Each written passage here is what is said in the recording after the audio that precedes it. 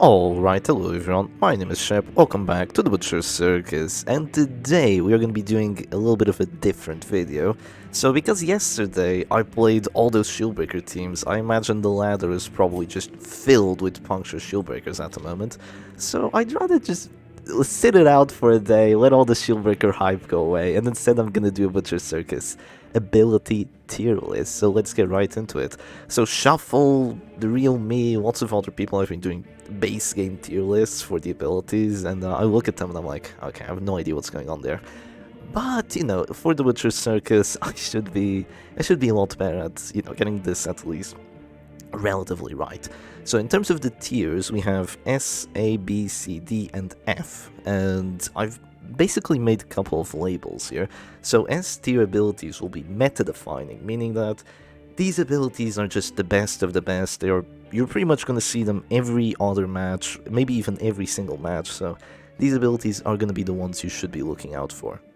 Then you have A tier abilities, so these are the great abilities. These are the ones that you aren't quite overpowered, aren't quite, always being seen and extremely annoying, but they're still extremely solid abilities. If you're using them, you're doing stuff right, and they're gonna feel like really nice buttons to click. Good abilities are just your run-of-the-mill standard abilities. They're nothing special, but they're also not bad, not even close to bad. So, they're alright. I mean, it's alright, like, those are the kinds of abilities that are gonna end up in B tier. C tier abilities are quite situational, so sometimes you'll find yourself using them. You might bring 4 abilities, and this is probably going to be one of them. So usually you won't really be spamming it, or you won't be using it in every single situation, but it's still a nice ability to have. Very situational abilities are basically the abilities that people are going to be like, no way, you don't put that in F tier. But I'm gonna put them in D tier instead, because there are like very niche situations, very niche points in Butcher Circus matches where these abilities would actually be good. So let's get right into it. And do not use abilities, these are the abilities like Flashbang and stuff like that. It's already going in there. Yeah, that's the very first ability we're doing, but let's start from the beginning with the Abomination. So first things first, Transform, absolute S tier. So Transform does lots of things. It's a free action, so you get to use it for free. You can use it from everywhere. You can use it twice. It says uses per battle 4, but basically you transform, detransform, transform, detransform. So that's the 4 uses it has. It applies horror to all enemies, 8 points for 3 rounds, and it has great synergy with the Wretch's Cloak, and it's just really, really nice, because every other offensive ability in the Butcher's Circus is gonna have to go through accuracy, checking, if your opponent has a lot of dodge, they're gonna miss it, you're gonna have to deal with resistances, you're gonna have to deal with all that. But this ability just doesn't care. It doesn't matter if the opponent has 92 dodge, doesn't matter if they have 500 million bleed resistance against your other abilities. This ability is always going to apply that horror the moment you click it, and that is very, very good. It can be used from everywhere, and if it were only that, if it were just transform and that was the only thing it did, it will already be quite good. But it has more to it. You change the beast mode, so you unlock your beast mode abilities, which we'll get into shortly. You give yourself plus 40% move resistance, which is really nice, because usually after transforming, the Abomination puts himself in a position where he doesn't really want to get disrupted. He's kind of a character that doesn't like getting disrupted all that much, so that extra move resistance is just awesome. And the plus 25% damage works really well, because it lasts 3 turns, meaning 2 turns after you use your action, and you have very nice damage abilities, just very damaging abilities that plus 25% damage will help with. The only problem that this thing has is once you de-transform, you daze yourself. That is literally the only downside, but overall, very, very good ability, absolute S tier. So second ability that we're gonna go for is Manacles. So Manacles is also a very good ability, but it's gonna land in A tier. The reason it lands in A tier and not S tier is because the damage mod on it is just a bit too much, or rather a bit too little. It has minus 60% damage mod, even though it's a stun with very good reach. The Abomination stun trinkets are good, Spike Chain is a good trinket, but it's not amazing. So this ability has 110 accuracy, which is also quite nice, but I can't quite put it as meta-defining. This is something I should have mentioned at the start. By the way, I'm not looking at the abilities in a vacuum. I'm basically examining all the situations where they could potentially be useful. So Manacles on the Abomination, he's not a very tanky character, so he's not going to go toe-to-toe with other stunned characters that there are in the Butcher Circus. So Manacles is quite good, but it's not quite S tier. It just doesn't do enough damage, and it doesn't have that great of stun trinket, so it is gonna land in the A tier, which is quite a respectable spot for it. So B-Smile is an interesting one. This ability was really slept on in the beginning of the Butcher's Circus. It is quite good. You can only use it from positions 1 and 2. It's the only stress move that the Abomination actually has other than transformation, so it is essential for the stress teams. It does damage most of the time, because he has a very nice damage mod, so even though it's minus 90%, it can get death blows. It applies some decent bites, applies stress, and it gives you a riposte. So the riposte is minus 80% damage, but if you use it after transforming, because that debuff on the riposte is actually additive and not multiplicative, the damage buffs that you can get from, for example, Spike Chain, Pulse to Transform, is going to make this riposte actually hurt, while it also applies Blight and also applies Stress. So it's a very nice riposte. The ability in the base game is absolute trash. In the Butcher Circus, it's actually quite good. I wouldn't put it as meta-defining, but yeah, one thing to note is that it doesn't have 3 points of Blight for 3 rounds as the riposte. It only does 2 points for 3 rounds, so it doesn't show that, but, you know, just so you're aware, it's not quite 3 points on the riposte, which would make it even more broken. But yeah, it's generally quite a nice ability. Its accuracy mod is somewhat lacking, but you're gonna find yourself using it most of the time, so I'm gonna put it in A tier. It's very, very solid. And it works quite well as a duty tool for the stress teams, for the damage teams. It's just really solid. So the Abomination's heal is a self-heal, so there aren't too many characters that have these sort of limited self-heals. You basically have the Leper with his Solemnity, and you have the Abomination with his Absolution. So both of them are quite good. The Leper's one is more against damage, this one's more against stress. It is generally a good ability, but you probably won't be using it too much. It's nice to have. It gives him some survivability that other characters in a team like this wouldn't have, but it's not the greatest survivability tool. It is very good to use after you've been heart attacked, because then you're going to get the heart attack recovery minus stress taken, you're going to get minus 25 stress, so it's going to take forever till you get heart attacked again, but 13 HP really isn't that much. If your opponent has a Flash, Multi-Hit Punish, or if your opponent has, you know, any decently damaging abilities, you'll go right back down to their stores. So it's not amazing, but it's very good to have, and it's, you know, you can bring all of his abilities, so definitely very nice, but not as OP as one might think. So I'm gonna put it in B tier. It's just a good ability. So Rake is kind of the stinker of the Abomination's abilities. Yeah, it is definitely the stinker here, because he has all these great abilities. We're gonna get into Rage and Slam soon, but Rake, you can only use it from the first 2 positions, which is, I mean, it's alright. Same thing with the Rage, but it has a minus 50 damage mod, which is worse than the Leper's. All he has way lower base damage.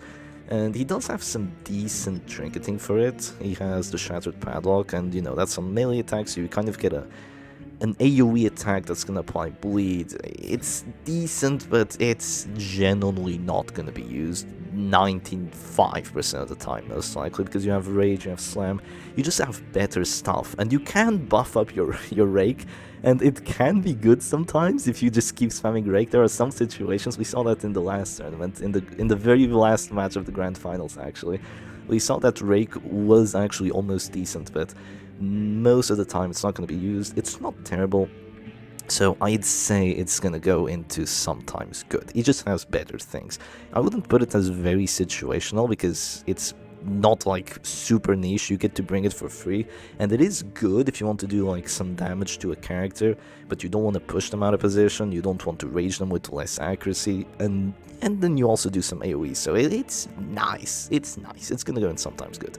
So Rage is a bit better. It's just a very basic ability. It has a 90 accuracy base, it hits all the way up to rank 3, which is really nice on this character, and it has a very juicy crit mod.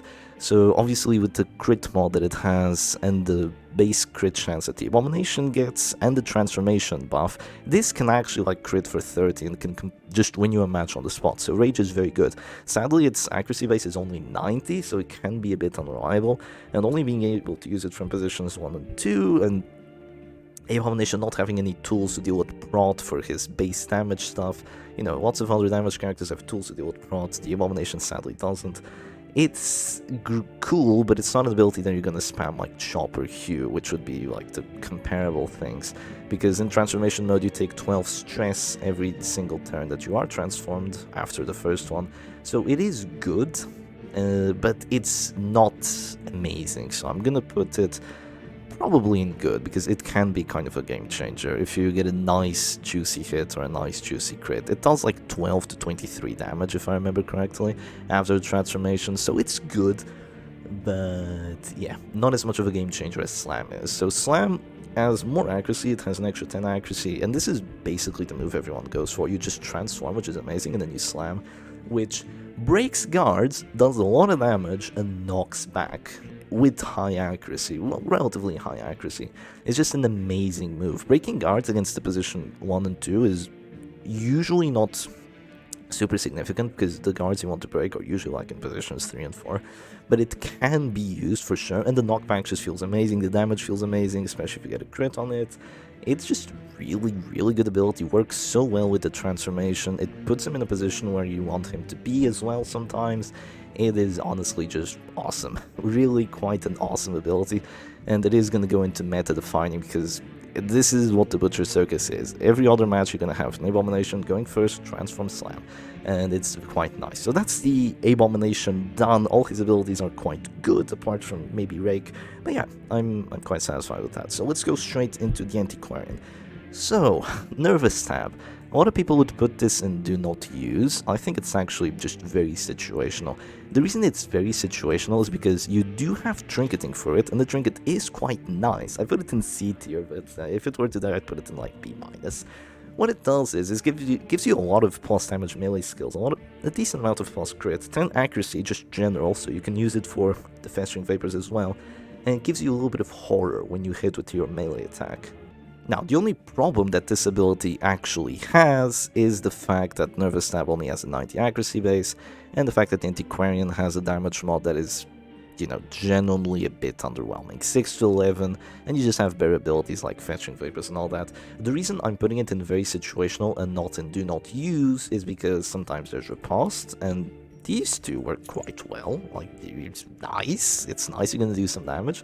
And sometimes your opponent has a lot of protection, your Bellow debuffed, and your Festering Vapors cannot get kills, but even going like this is perfectly okay. Oh, my bad. Even going like this is perfectly okay, or perhaps going like this, and just having that Nervous Stab to make sure that you're not gonna get cheesed by like an enemy having 50 prot and you having like Fearful and doing 0 damage forever with Festering Vapors. Just having that Nervous Stab there is quite good. So I would put it at very situational, because most of the time you're not going to be using it, but yeah, it's there. So Festering Vapors is quite a nice ability, but it is not quite meta-defining. I'd put it at great. It's a great ability, it has great synergies with trinkets such as the Materia Pestis. The problem that it has is that it's on the Antiquarian, which is a good character, but she can be quite squishy. You can keep her alive with Protect Me and with the Take Cover, but it only does 8 stress on the AoE, so Hound's Harry, which is the other AoE ability, is usually a bit better, but this ability has a Materia Pestis, which is going to give you an extra Blight skill chance and Blight duration, so if you want to do a lot of Blight, Festering Vapors is definitely good, but it's not something you're going to be meeting every single time. And even though it's great, it has a lot of counters. There's Riposte, there's the Antiquarian getting focused down too early, there's this ability just straight up missing because it only has 90 accuracy and she doesn't have any good trinkets for accuracy for it, so it's great. It can be very powerful, it is quite powerful for sure, but it's not gonna quite go into meta defining. So Take Cover is an interesting one. I'm gonna put it in good, kind of like the Abomination survivability, because it's not quite as good as Shadow Fade, because it doesn't actually give you any offensive buffs. Take Cover is just gonna let you go back to, you can only use it 3 times per battle, which, I mean, that's fine, you shouldn't need to use it more than that. It gives you stealth for 2 rounds, which is actually only 1 round, because after you pass the turn, it only gives you 1 round of stealth, and it gives you 20% death blow resistance, so if you get pulled, you can just take cover, you're perfectly okay.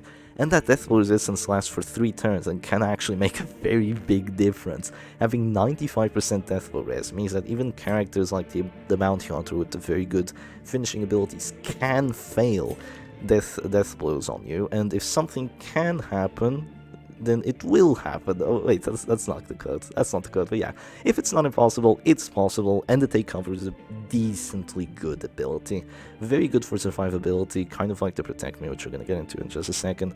But yeah, take cover, good. Definitely bring it majority of the time. So it's gonna go in there. So Flash Powder is a sometimes good ability. I wouldn't put it quite as low as the Nervous Stab. I'm just gonna put it at sometimes good because most of the time you're not gonna be running it. But you can feel its effects for sure if you're running into a stress character with, or rather a stealth character. You can bypass stealth with this. You can get easy kills after heart attacks with this ability. It's generally decent, and it means that you don't have to worry about riposte if you just bring the Flash Powder. So some people are just gonna do this, or you're just gonna go crazy and do this, and Flash Powder has really nice base accuracy. The debuff shouldn't really matter all that much. Like, it can make a difference, but I wouldn't go for this ability for the debuff. I'd basically go for it for the D-Stealth, for the very high base accuracy, or relatively high base accuracy at least, compared to the Fast String Vapors, and the fact that you can just get easy heart attacks after a heart attack again, and just remove a character from the game. But the debuff is there. Sadly, it only lasts 2 rounds, so it's not like the Hellions debuff, but you know, it could make a difference. I've seen this ability make sniper shots miss, but I wouldn't count on it. I definitely wouldn't count on it, but it's generally okay, so it's gonna go into sometimes good. Now, the Rejuvenating Vapors can feel either terrible, or they can feel, like, amazing.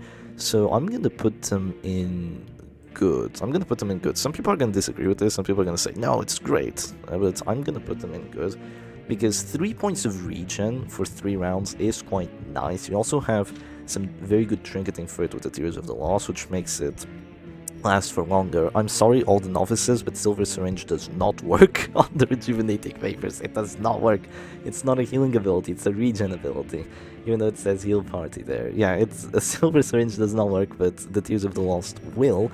And it gives you, I mean, it's for the entire party. You can only use it from positions 3 and 4, which is mostly fine. If you run it with this, it's 3 points for 4 rounds. So depending on what you're running up against, this can be a complete game changer.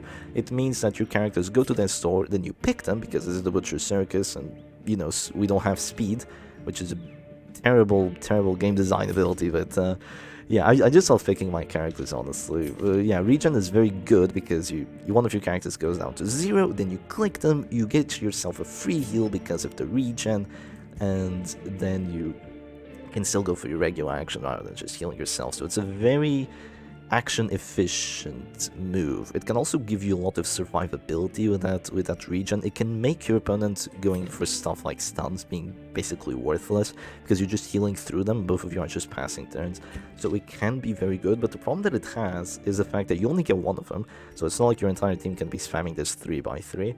And your opponent is if your opponent has DOT, it's most likely just going to completely overpower this. So it can be nice, but I wouldn't put it at great, so I'm going to put it at good. And that's where it goes. So Invigorating Vapors, oh man, I really want to put this in very situational, but it just doesn't get there. It's sadly a do not use ability. So it's Invigorating Vapors, buff party plus 10 dodge. I wish this did more. I seriously wish this did more. I don't wish that it gave like 20 dodge, because that would be just incredibly annoying, but the Antiquarian already has so many decent abilities, and then you just have this one, which is 10 dodge for 3 turns, and sure you can stack it, but if you look at other abilities, Battle Ballad is 20 accuracy for forever, Command Buff is 20 accuracy for 3 turns, plus 4 crit, so this ability just doesn't do enough. And even though it gives you 10 dodge, like, you're better off just going Protect Me and giving someone 10 dodge and 20 prot for longer than you are using this. And you can use it from anywhere, you can keep yourself alive. Invigorating Vapor is just not good. If you want to go Survivability Antiquarian, just go Rejuvenating Vapors and do something of the likes. Invigorating is just absolutely not worth it. There is no situation where this ability would be better than Regen. Not even against teams that are just hard-headed, don't have any DOT, don't have any accuracy, which they exist. Those teams exist. Those teams, even then, Invigorating Vapors wouldn't be that good. Rejuvenating Vapors is just going to be a hell of a lot better, like 100% of the time, so don't bring this ability. If any Red Hook developers are watching, my buff to this ability is to give it a plus 1%, rather, a minus 1% crits received buff for the entire for the entire battle, so you can stack it up and you get minus crits received, which, you know, probably won't make a difference, but at the very least it would be very situational and not just unusable. So it is sadly gonna go into the F tier. So then you have to Protect Me, and this ability can either feel like completely broken, or it can feel, you know, just meh. I'm gonna put it in Great, actually. I'm gonna put it in Great because it can be so freaking annoying to try and break through this. Like, genuinely. For example, you have your Man-at-Arms guard your Antiquarian. He gets stunned, so the guard goes away. You know what you do? You press Protect Me onto the Man-at-Arms, and now he's stunned, but he's still guarding you, and now he's really difficult to kill because they're extra dodge and they're extra prot. You can also give that to dodge characters like the Shieldbreaker, so she can go up to like 60 dodge, so she's basically never gonna be getting hit. It's a very decent ability. It sucks that you can only use it 3 times, and of course if you're using it, you can't be going aggressive and you're not healing your party, so it's nice, but it's not meta-defining, but it can be very good. Maybe not great, maybe good would be better. Yeah, maybe good would be a bit better for it. It's just that in the uses that it has, like in some situations it's gonna be great. And those situations are like half the matches, so when it is used it is great, so I'm gonna put it in Great there. So now we're gonna go to the Arbala, so this is gonna be like an all or nothing character, so we're gonna start off with Sniper Shot. It's meta-defining. So why is Sniper Shot meta-defining? Well, for starters, unlike in the base game, this ability just rocks. Look at that, 110 accuracy base, plus 25% damage mod for no reason. She already has decent damage base, plus 25% damage mod, doesn't need mark, doesn't need anything it likes. Gets a crit mod of plus 9, which is quite nice because she already has a nice crit mod. And against the marked characters it gets plus 50% damage, plus 13% crit, and plus 30% death blow death chance. The death blow death chance usually won't come into effect, but that extra damage and that extra crit, like this ability would already be amazing if we didn't account for her trinkets, but the fact that she has some of the best trinkets in the Butcher Circus, she has Stabilizing Tiller, which gives her even more damage, even more crit versus marked, and Bypass Guard, gives her plus damage and accuracy, as if she didn't have enough when you go last. And then, even if your opponent tries to use prot to survive it, you just bring Piercing Coral, give yourself an extra 10% damage, 7% crit, that's just for all her abilities, because all her abilities are ranged, and you give yourself plus 20% armor piercing. So with the way that the Arbalist works, with her move resistance, which is quite nice, with the way that she can easily reposition herself with either move back or bola, Sniper Shot, with the synergies that it has with other abilities, which are also amazing, Sniper Shot is just meta-defining, for sure. It's so good, it's so freaking amazing. Just by itself it would be a nice ability, but it has all these other things just going for it, so it is 100% gonna be in the meta-defining. This is gonna crit you for your entire health bar, and then you just have to answer it somehow. Now we're gonna go into Suppressing Fire, and this ability isn't quite as good. It's good. It's definitely good. I wouldn't put it as sometimes good, but it's definitely good. It's for your stress team Arbalists, which are like, you know, 10% of the Arbalist teams. Its damage mod is quite bad, its crit mod is terrible, so you're basically never gonna crit with it, unfortunately, unless you're on Piercing Quarrel, but you won't. Not on the team, not on the stress team. But its debuffs are quite good. It's plus 25% stress taken and minus 25% stress dealt. So if you use her trinkets to get extra debuff skill chance, extra accuracy, you're going to be applying these very reliably, and you're going to make your stress versus stress matchups feel unbearable for your opponents, because they're going to be doing 0 stress to you. These debuffs last 2 turns, and they're going to be doing half stress. Half stress is literally nothing. Abilities like Bell are going to be doing like 4 to 5 stress if you have something like a Bolster as well for minus stress taken. So these can really neuter the opponent's stress teams.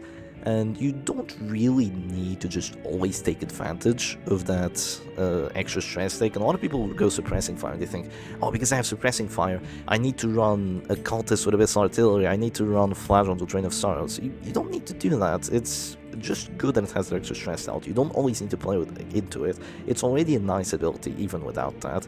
And usually Arbals and stress teams are more support characters anyway, but it feels nice to have that Suppressing Fire there. So, wait, where is it? Yeah, I'm gonna put it in good. It's not great, but it's a good ability, and you're pretty much always gonna be running it in the stress Arbalist teams. So now the Arbalest mark is, yeah, it is itty what itty, itty what itty. I'm gonna put it into very situational. It can be used, but it's extremely situational because the Arbalest already loves all her other abilities. So sniper shot, amazing. She has a heal. She has lots of good stuff. So there isn't space for the sniper's mark. And even if there was space for the sniper's mark, the accuracy base is quite nice at 130. No damage mod. It marks the target for 4 rounds, which good. And it gives minus 30 dodge. Now the problem is, with your damage Arbalest, you're not going to be running debuff chance, so that minus 30 dodge probably won't be coming into effect. And even if it does, the dodge characters usually have good debuff resistance, so it won't be coming into effect. Even if it does, it only lasts for 2 rounds, unlike most other debuffs. It's just not that good. The biggest gripe that I have with it is the fact that it isn't like other mark abilities in the Butcher's Circus, like Mark for Death, which is from every ability to every ability, not like the Doggy's mark, which is from every rank to every rank. I mean, you can only use it from the back, and you can only use it against the back 3 characters, so this ability would be good if your Arbalest gets repositioned, or rather, she gets disrupted, and then you still have like a Musketeer to shoot. Like, that way it could be good. You could just sacrifice your Arbalest turn there for a moment, and you can just be in position to unmarking enemy characters. Like, that would actually be quite nice and maybe useful, but no, you can't do that. If you're in the back, you want to be shooting with the Arbalest. You don't want to be marking, and it's just unfortunate because this ability just doesn't fit her kit all that well, but, every so often, you might use Sniper's Mark. You might use Sniper. Honestly, no, you're not going to use it. I'm going to put it in Do Not Use. The Musketeers one is going to be very situational, but this one's just not going to be useful because you really don't have space for it. Her other abilities are just far too good for you to not bring, so Sniper's Mark is never going to be used. You should not use that ability. So Bola is going to go into good. It's going to go into good.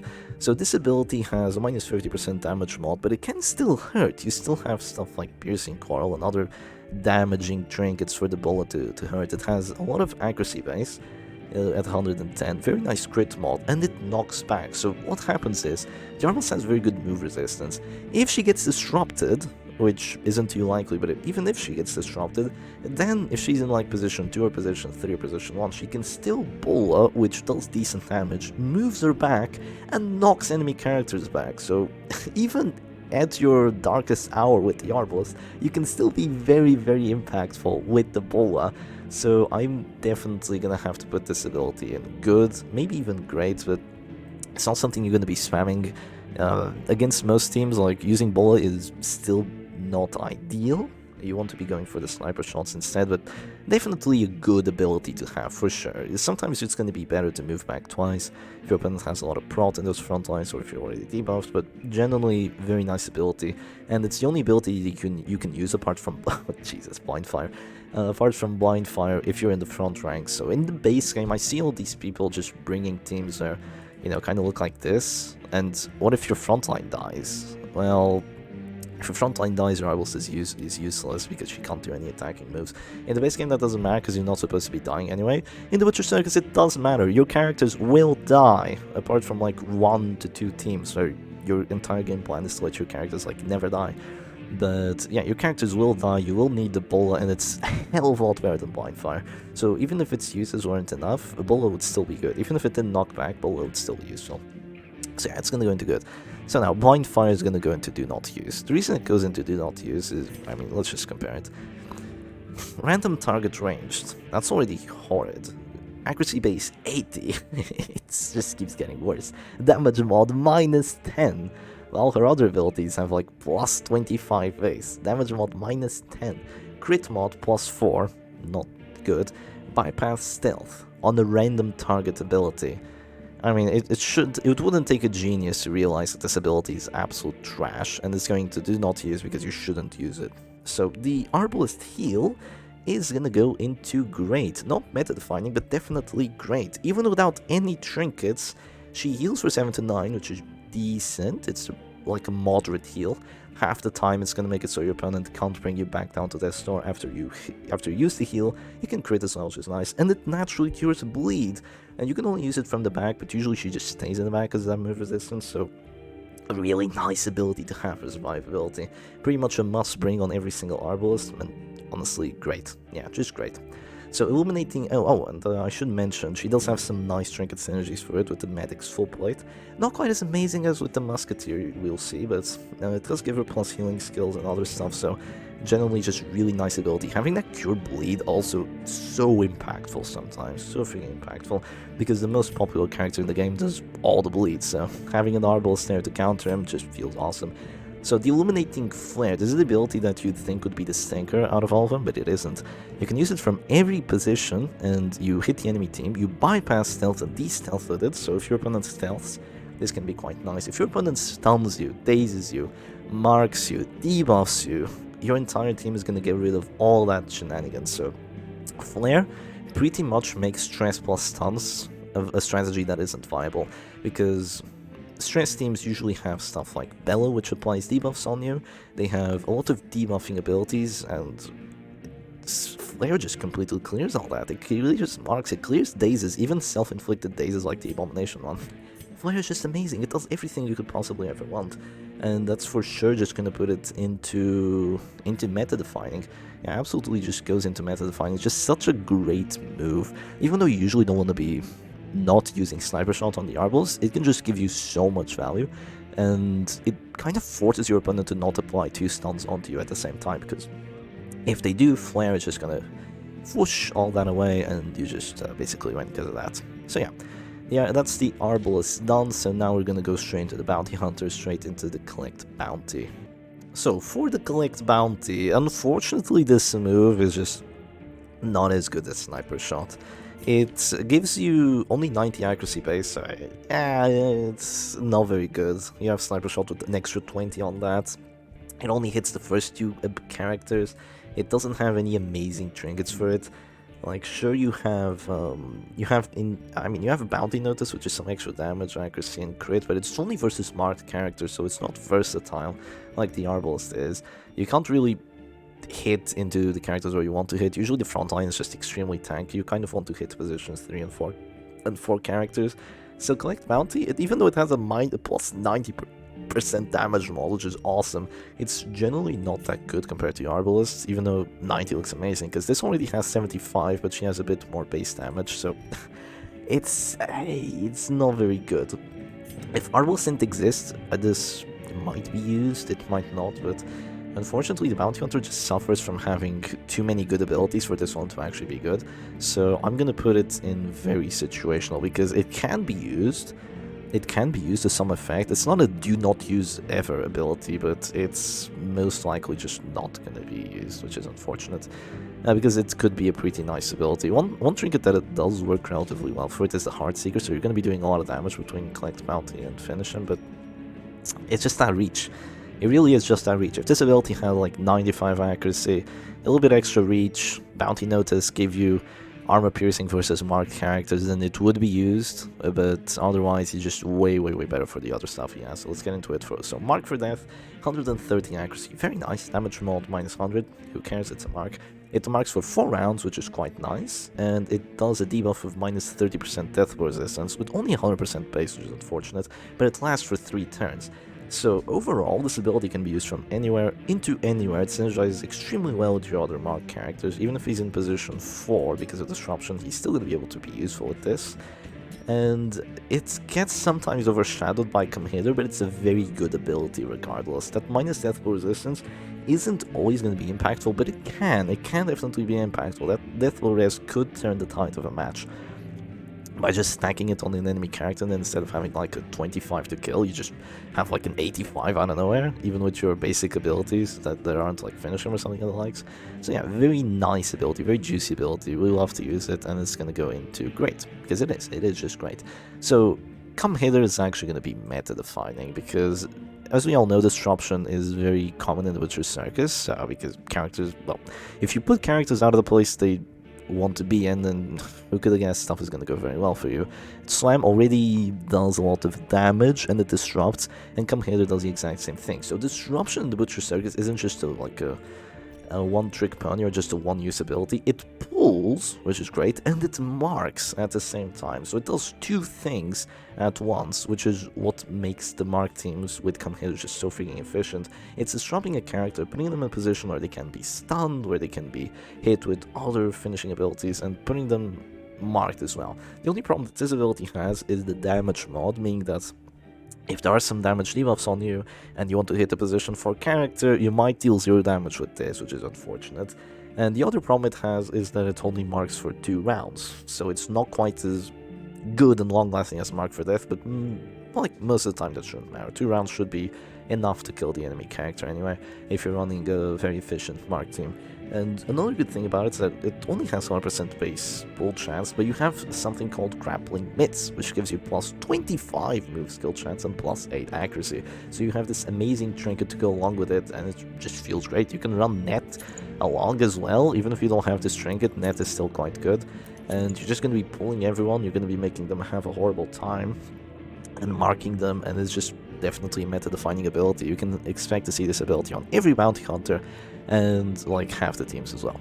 So uppercut is not quite as useful, not quite as used as come hither, because it can't be used from everywhere. It doesn't mark, it doesn't stun anymore like in the base game. I have been taught that it stuns in the base game, so unfortunately it's gonna go into sometimes good, because sometimes it is definitely good, but the problem is that you need to have a bounty hunter in positions 1 and 2, which you usually don't, because then you can get stunned, you can get focused down quite hard, and you can't use caltrips and other stuff of the likes.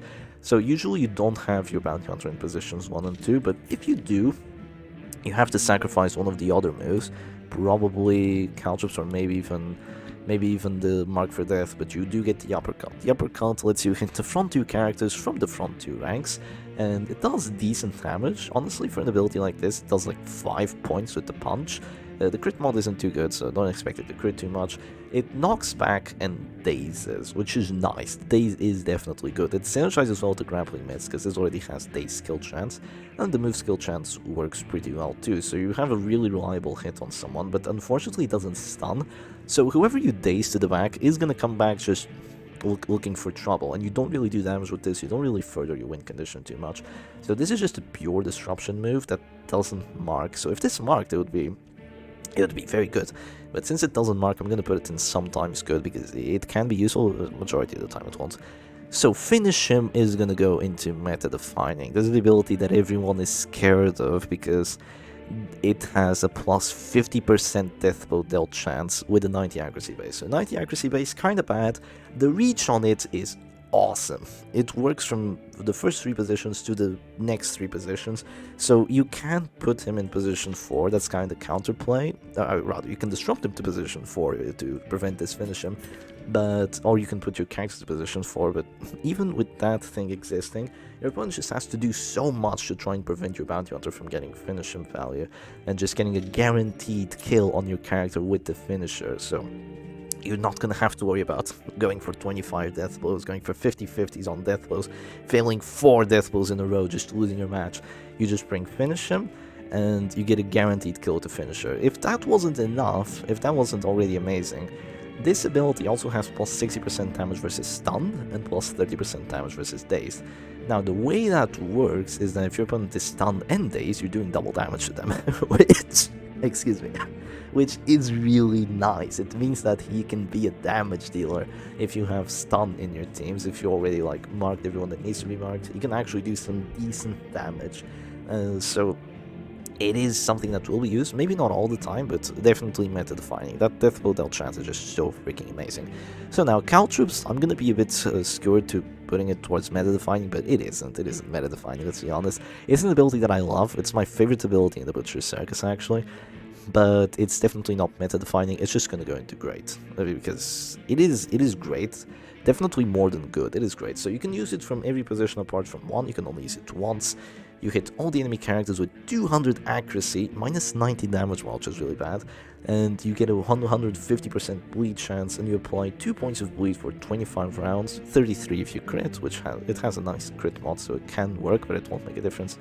And it gets plus 5% stress taken on the enemy side, which has a really nice debuff skill chance, but it most likely won't make a difference, like 99% of the time, unless you're playing with Stress Bounty Hunter, or if you have like a Bounty Hunter and an Abomination, so the Abomination transforms in your damage streams, and maybe you can get an Affliction like that. It does work, but yeah, basically Caltrips is used when your opponent has a lot of prots and you don't have any other better moves to just get immediate kills, or if you want to hit a character that's guarded, if you want to hit a character if you're in position 4, this can just get you that death blow.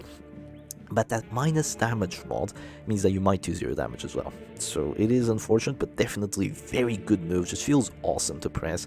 And every turn that Caltrips is taking, for example, if you go for stun your opponent and do, like for example with the Manacles, if you do like 5 damage, it's actually doing 7.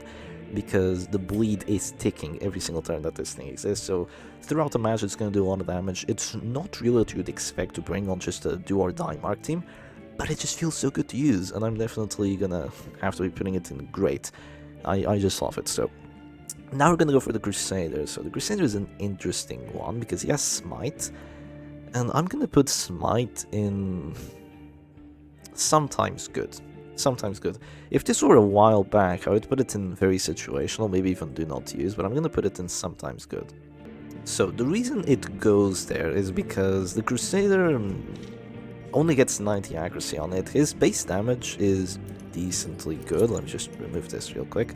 His base damage is decently good at 10 to 16, so Smite will do some decent damage. He also has trinkets that synergize quite well for giving him more damage, but it has pretty low accuracy, it doesn't have a lot of reach, and he just has better abilities overall. Like, Stunning Blow is awesome, Zealous Execution is awesome, but Smite might just give you that extra edge to do a tiny bit more damage to the enemy to bring him down to 0. So Smite is situational, but it can be sometimes like really good. It can be a game changer. Some teams need Smite over Zealous to have that damage to the front line. It just feels quite nice. It's kind of like Rage, except not as good, unfortunately. Yeah, kind of like Rage, but just not as good. So it's gonna go into sometimes good. So next we go on to the Zealous. So Zealous I'm gonna put at great. It's just a really nice ability in the Circus. It gives you, what do you call it? It gives you only minus 30% damage, which is really nice. There's some very good trinkets to synergize with it. Like, this trinket just gives you everything you want. It gives you stress health, damage accuracy, death health chance. It just feels amazing to use it with only minus 30% damage mod and inflicting 20 stress on each character. Like, Stress Crusader feels very good because of this ability. And it's just really nice to have, not meta-defining, but definitely in a great spot. So in terms of Stunning Blow, which is what we have coming up next, this one is going to be meta-defining. You're going to see so many Crusaders in the front line just bringing Stunning Blow, and you need to answer to it. You need to realize that you're going to have 140% stun chance. You're going to be doing 7 to 10 damage with this ability, which is a lot, with a decent accuracy base, more crit chance than, you know, with a positive crit mod, that is. Very good trinkets for it, and he's just a really chunky character that does a decent amount of damage with Stunning Blow. So if you have a squishy character in the front line, your Stunning Blow can do like a third of their HP while also removing their turn. It's just absolutely awesome, this move. You're gonna see so many teams running it, because Crusader is just really that amazing that it's meta-defining. This is the meta, it's Stunning Blow. Stuns are very good, and this is the best of them. Well, at least on the character that he's in. Technically, the Vestal stun might be a teeny tiny bit better, but we'll get into that later. So yeah, the Stunning Blow is gonna go into meta-defining because it's just awesome. You're gonna see Damage Crusade running it all the time, and you're gonna need to have an answer for it. If you don't have an answer for it, he's just gonna bully you into submission, and you know, you're gonna lose the match. So yeah, Stunning Blow gonna go into meta-defining. So Bulwark of Light is gonna go into... Oh, it's a difficult decision. It's a difficult decision to make. Let's put it back here for a second. So Bulwark of Light, the problem that I have with it is they can only use it from the front 2 positions, which means that if you get pushed to the back, or if a character behind you or if a character behind you gets pulled, then you can't use your Bulwark of Light anymore. If you get stunned, which Crusader doesn't have very good stun resistance, you can't use the Bulwark of Light for a while, but it does give you an extra 20 prot for the entire battle for your entire team, so it is very good, definitely. Even against teams that aren't just going full damage, like, this ability feels awesome to use under the right circumstances, and even under the wrong circumstances, it's still good. That prot just works against everything. DOT characters are going to do 0 damage against you because you just have too much prot and you're applying damage debuffs on them and making them afflicted. Like, Bulwark of Light, genuinely just awesome ability, but is it meta-defining? Probably not. Like, it's not used that much. Even when it's used, it can still be countered by lots of other stuff.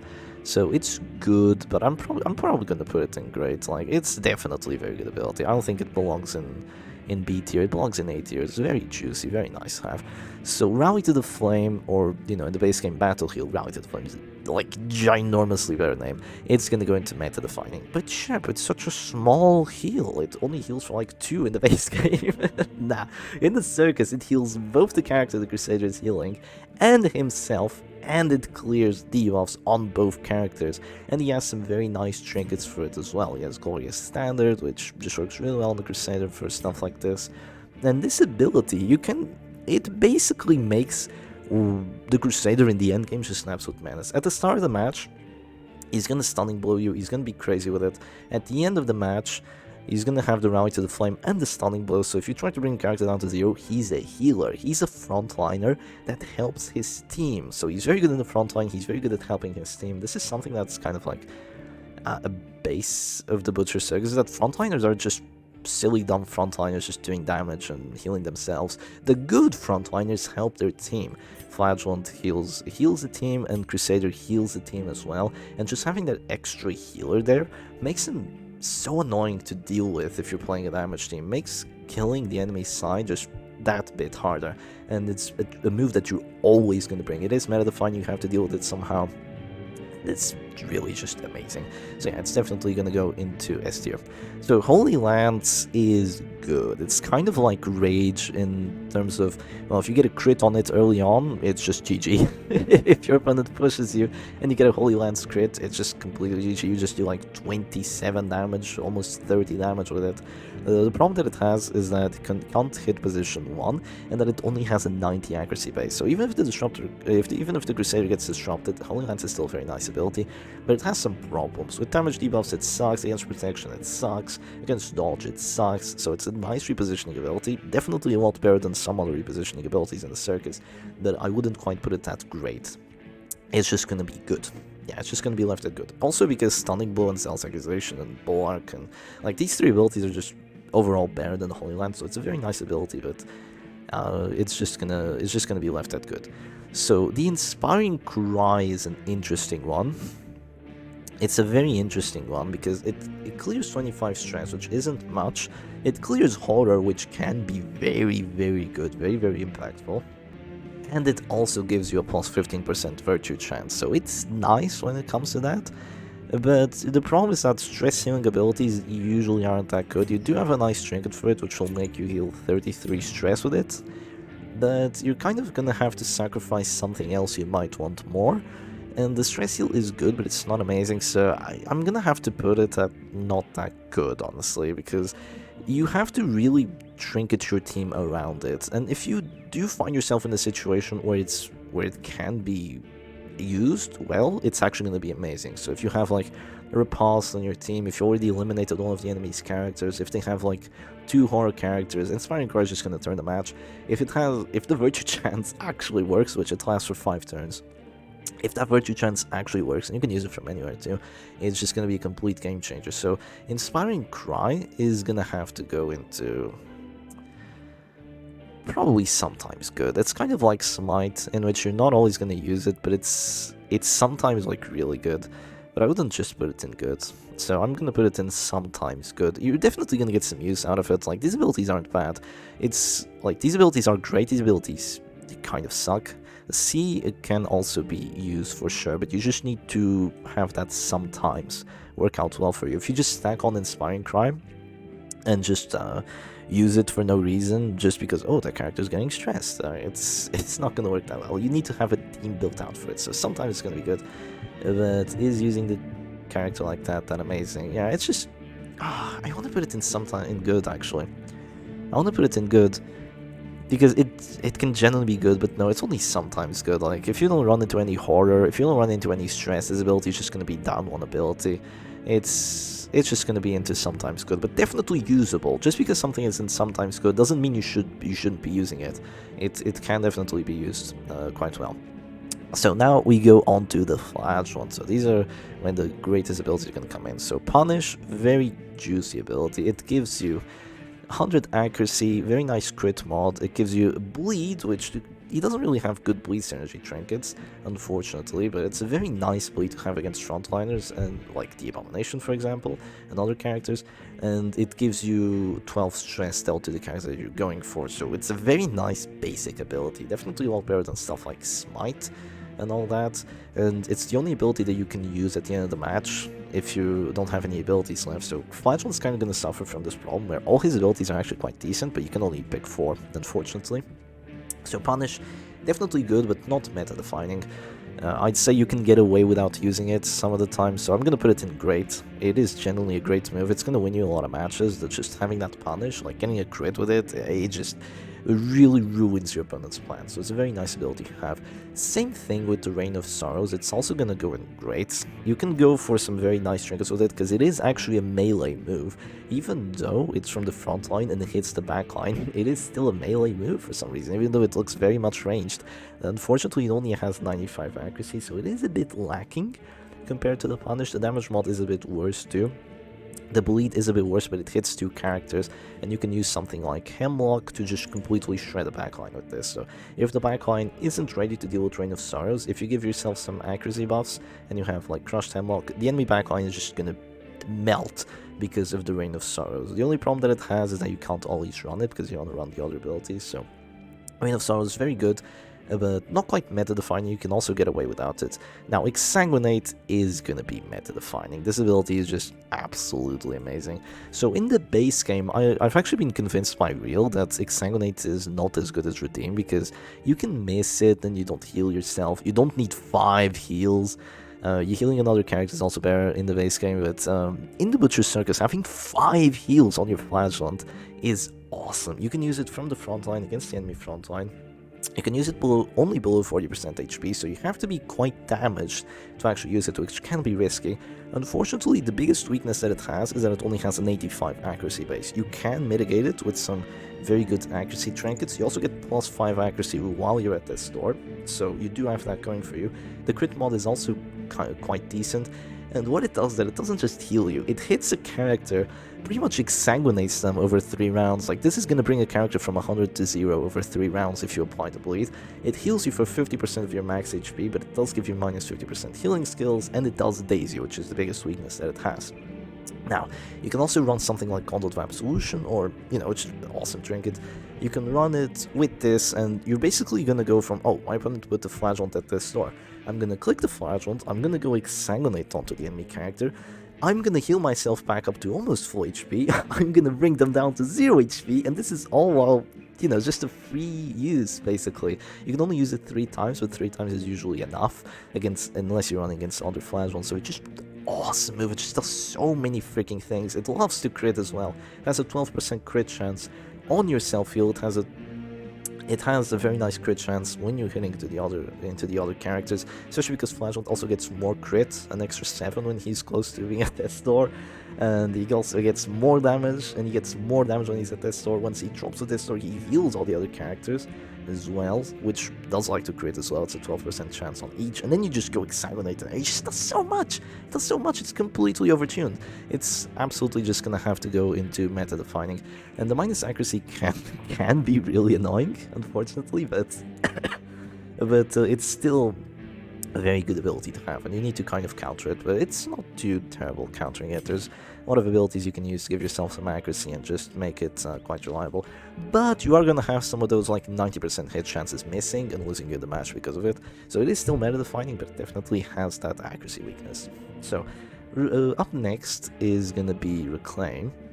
So Reclaim is an ability that was slept on for the majority of the Butcher's Circus, because if you look at it, it basically gives you 3 heal. Like, a heal for 3 total, between the healing that you're doing to the other character and the bleeding that you're gonna do to yourself. But the reason this is so good is because even if the flagellant gets disrupted, like, this ability is definitely gonna go into, maybe not meta-defining, but I'm gonna put it at great. The reason this ability is so good is because regen is quite broken, so if you're running against a damage team or a team that doesn't have a lot of DOT, you can use this to bring your character, just like the Antiquarian's Rejuvenating Vapors, you can use this to bring your character out of this store and then still use their moves. So it's very good for that. You can use it from any position, which is quite good. Something very important about this is that your characters cannot refuse it. So unlike every other heal in the Butcher's Circus, like the Arbalist heal, the Crusader heal, the Redeem healing, a character cannot refuse the regen heal from the claim, so definitely keep that in mind. And the fact that he bleeds himself might make this look like quite bad, but the flagellant wants to bleed himself. You don't die from DOT when you're at this store, and if you're bleeding yourself, you're allowing yourself to use his redeem and use his exsanguinate sooner rather than later, which sometimes you want. Sometimes you don't really want that too much, so you can kind of just use an Arbalist and then clear the bleed, but majority of the time you just want to use your healing to just snowball the match into having a complete and guaranteed win, pretty much. So yeah, Reclaim, awesome ability, just works so well. Redeem is gonna go into probably just great. I wouldn't put it quite as meta-defining as the Exsanguinate. I feel like Exsanguinate is... but at the same time, Redeem can be so amazing. Yeah, Redeem can be so amazing. I'm gonna have to put it at meta-defining. So, usually you're gonna run Content Advanced Solution with Flagellant, so all the stuff that he's doing here, he's gonna have plus healing skills and prot and all that, so he's gonna be very difficult to kill, and Redeem's just gonna be awesome. The only problem I have with it is that it only heals 43% of max HP, which is not 50, so it can be a bit lacking on the healing, but I say a bit lacking. If you heal like a Crusader with it, you give him back like 26 HP, which is a lot of HP if you're running Protection Crusader. So Redeem can basically make your opponent surrender. They're going for their pressure, they're trying to break through your defensive team, or maybe not even a defensive team, but they're trying to break through you, and then you just pop a Redeem and both your characters are back up to full HP. God forbid you get a crit on this, which is definitely full HP on both characters. Even if you have those debuffs applied to you, with the Content Vibe solution, it guarantees that you're always going to get at least a small heal out of this, which just is awesome. Sadly, you can only use it below 40% HP, but it's also usable from every position. Like, Redeem is just amazing. So yeah, now let's go to the stinkers. Endure. So Endure is definitely a bit stinkier than all the other abilities he has. Unfortunately, it clears 30 stress, but that's all it does, and it inflicts 20 stress on himself. So the 20 stress on himself doesn't really matter because he has Content Vibe solution anyway. He doesn't take more stress from being at the store, he doesn't have test or recovery for plus stress taken, so overall he's never gonna have a heart attack, unless, you know, if you've already lost the match anyway and your opponent just spamming panic darts on you like round after round after round. That's the only way you're ever gonna have a heart attack on the flagellant. So unless that happens, or there's like a ton of aura being output, like that 20 stress doesn't matter, but the problem is that he has all these amazing abilities and Endure just doesn't do enough. Like, minus 30 stress, it's not like the Crusader, which gives you, well, less 5 stress, but it clears horror and gives virtue chance. So if this cleared horror and gave virtue chance, like, it would be used, definitely, it would be used on the flagellant. It would be more usable, but overall, the way it is just not very good. You can run Brass Beetle with it. We have seen it being played in tournaments and some other teams, but it just feels a bit underwhelming. When you could be doing other things that are probably just going to get you the win anyway. This is kind of a win-less card. it's what it feels like. It's gonna have to go into do not use. I'm sorry, it's really not that good. So Suffer is an interesting one. This one is also slept on. I'm pretty sure this ability is absolute trash in the base game. It's not in the Circus, because who would have guessed? In a Mark meta, clearing Mark and marking yourself when you're probably the first position character where the Arbalists can't shoot you feels very good. Of course, there's the Bounty Hunters with the Collect Bounty, but you know, you're pretty much never going to see that, and even if there were, they might even miss. They can't deal with your protection, like, don't worry about that. If you're marked in position 1, you're pretty much never going to get hit. So marking yourself is Majority of the time, like, completely fine. It gives you minus 40% stress taken, so if you weren't already immune to stress, now you definitely are. It gives you plus 10% death blow resistance, which lasts for quite a surprising amount of time, and with the death blow base he has, which is an extra 5 compared to everyone else, it means that he can actually survive. Of course, against, like, good death blow trance abilities, like finish him with finisher and stuff like that, you shouldn't really rely on the death blow resistance too much, but clearing Mark feels very good. You also only mark yourself for 1 turn, which, you know, means that you won't have to worry about it too much, and you transfer the bleeds and the blights, which can be so impactful, because if your opponent doesn't have a way to deal with guards, you can just guard the flagellant, keep him at this storm, and just suffer. If they try to apply any DOT, you reclaim suffer, and it's very, very annoying to deal with, very, very difficult to break through.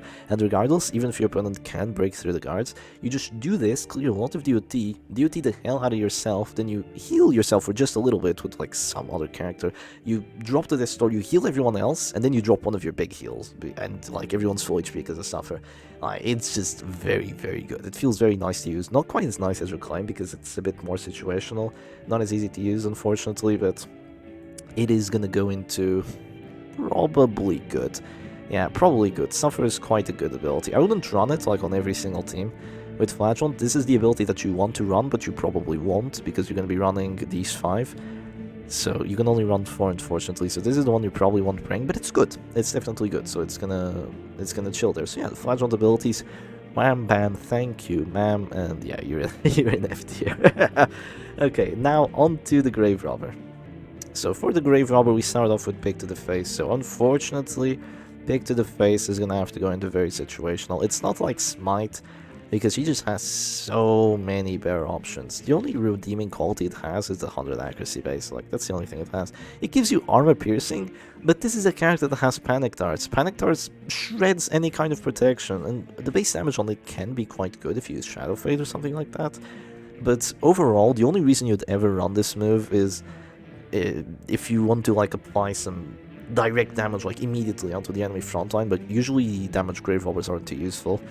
And even then, like, the other moves that she has for damage, like Flashing Daggers or even Panic Darts, just feel so much better, or Lunge even, so Pick to the Face really not used. The only reason you'd want to use it is because she doesn't have any other move, she's the last character standing, so I always bring it, because I don't want to go into that situation where I'm the last character standing with the Grave Robber. I can win if I just drop Pick to the Face, but I can't do anything, so I really hate that. It's happened to me, like, twice, unfortunately, so let's not repeat that. But overall, her trinkets are decent for it, like Cloak and Dagger is okay-ish for this, but it's just better for Lunge. Like, Pick to the Face is just gonna have to go into very situational. Sometimes you're gonna need that extra bit of damage, and like, you're gonna need to do like 8 to 13 damage rather than like 2 to 5. You're gonna need to do that immediately, and you need it for the last character, but overall it's just not that good. So Lunge is gonna go into good. Not great, just good. Unfortunately, Lunge kind of suffers from the problem that her trinkets kind of suck. Cloak and Dagger is decent, but the problem with Lunge is that if you run into any sort of protection, it's gonna be absolutely terrible. It only has plus 20% death blow dealt chance, so it's very unreliable when it comes to getting death blows. Unless you go Cloak and Dagger, Finisher, and wait, where's my other Finisher? Oh, I don't know. But yeah, if you go Cloak and Dagger, Finisher, Shadow Fade, and then Lunge, then yeah, you're gonna have 100% death blow dealt chance. But overall, with Lunge, you lunge, but then you put yourself in a bad position, because damage Grave Robbers don't have dodge. If you look at her trinkets, this is Stress Grave Robber, gives dodge and accuracy. Stress Grave Robber gives dodge and accuracy. This gives dodge and accuracy. If you go like this, you can go this, but you're going to be at only 35, so manacles are just going to ruin you. You're going to be stuck in positions 1 and 2, you're really going to have a bad time. And it can be decent, but Lunge Grave Robber is kind of like this niche strategy that usually doesn't really work all that well. But against the right team, with the right setup, you can make it work. It's not meta, it's not even close to meta for sure, but you can make it work. The damage mod on it is very nice, for sure, but most of the time it just feels very underwhelming. I wouldn't run it personally, because you're just gonna go into a protection team and like immediately you're gonna want to surrender, because you have Lunge and not Panic Darts. Or, you know, you're just gonna run both, which also works fine. That's probably what you're gonna do. You're gonna run both, because you need Panic Darts on her or something of the likes. But yeah, Lunge, decent ability, has nice reach, relatively nice reach. If it reached position 4, I'd actually make it better. But yeah, it's only gonna go into good because it's kind of like rage. Like maybe it deserves sometimes good. Yeah, it probably deserves sometimes good, honestly. It just feels so bad to use when she just has much better stuff. Yeah, she really just has much better stuff. Like if your opponent is playing like a silly team, then yeah, it's gonna work out pretty well. But if they're playing anything that's quite good, like it's just gonna be kind of meh. So flashing daggers is surprisingly gonna go into good. I don't run flashing daggers a lot, but that's on me, because flashing dagger is actually a very good ability. You can use it from positions 2, 3, and 4, which is quite nice, being able to use it from 4. It only has a minus 20 damage mod, an ability that hits 2 characters. Minus crit mod kind of sucks. The debuff that it has is very good, but the reason this ability is so good is if they pull you and you Shadow Fade, you deal double damage on this. If you get a crit, or rather if you get 2 crits, you basically bring 2 characters down to 0 immediately, unless you have a lot of prot. So this ability feels very good to use occasionally, and you need to have a team set up for it, definitely, but it feels better and more efficient, and like just more meta to use than the lunge usually would. Yeah, it definitely feels all better to use. You can run it and synergize well with Jester's Harvest or stuff like that. Synergizes quite well with this. But overall, it can just deal a lot of damage, and it can kind of surprise you with how actually efficient it is. So definitely not like the amazing ability, but it's gonna go into good. It feels quite decent to use. So Shadow Fade is gonna go into great. Very good ability. It makes the Grave Robber kind of this menace. Yeah, so Shadow Fade is kind of this menace. Also, you might have noticed that I've been, doing some cuts along the video. It's mostly just to sneeze because I feel sickly as hell. I don't know what happened to me. I think it's a diet issue, but I feel so sickly. It genuinely feels horrible, so I'm having to do lots of cuts just to, kind of wipe my nose and all that. But, back to the Butcher's Circus we go. So Shadow Fade, you can only use it 3 times, so that's perfectly okay. We did go over Take Cover. It was a decent ability. But Shadow Fade lets you be safe while also, like, doubling your damage output. It gives you plus 100% damage while stealth, which, if you have a damage Grave Robber with Flashing Daggers, or Lunge, or not Thrown Dagger, it sucks. But yeah, if you have that, it's very good. The X-Ray crit is quite good. Sadly, it's only plus 30% stress dealt, so not 100 stress dealt. That would be amazing, but it feels very, very nice to use this ability, even if you're using just Panic Darts. This is still gonna, like, sometimes get a crit for 13 or something on the Panic Darts. It's genuinely unbelievable how much damage this can make Panic Darts crits do, and it's gonna do a ton of stress. It's gonna... she really likes crits. Grave Robber really likes crits. It gives her an extra 10 dodge too, so Shadow Fade is really juicy ability, and it makes Grave Robber just work. Yeah, it's really the reason it makes Grave Robber work. This and then the Panic Darts, but we'll get into that soon, so... it's gonna go into great. So Thrown Dagger, it's gonna go into very situational. It's kind of like Collect Bounty, where you just have better moves. So it has 120 accuracy, which is, quite nice. It has a nice crit mod, very nice crit mod at 12, but it's still gonna crit way less than the Arballs, like way, way less. And it has plus 60% damage versus Marked, which is decent. Like, it's way, way better than stuff like Pistol Shot. We'll get into that soon, but unfortunately, it's somewhat lacking on the damage. You can use it quite well in terms of positions, but it's just a bit lacking. And she doesn't have any, like, great trinkets for it. She has Cloak and Dagger, which doesn't work for it. She has Leather Bandolier, which is just plus 10 damage and 5 crit. I mean, it's alright, but it's really not... It doesn't even come close to Piercing Quarrel.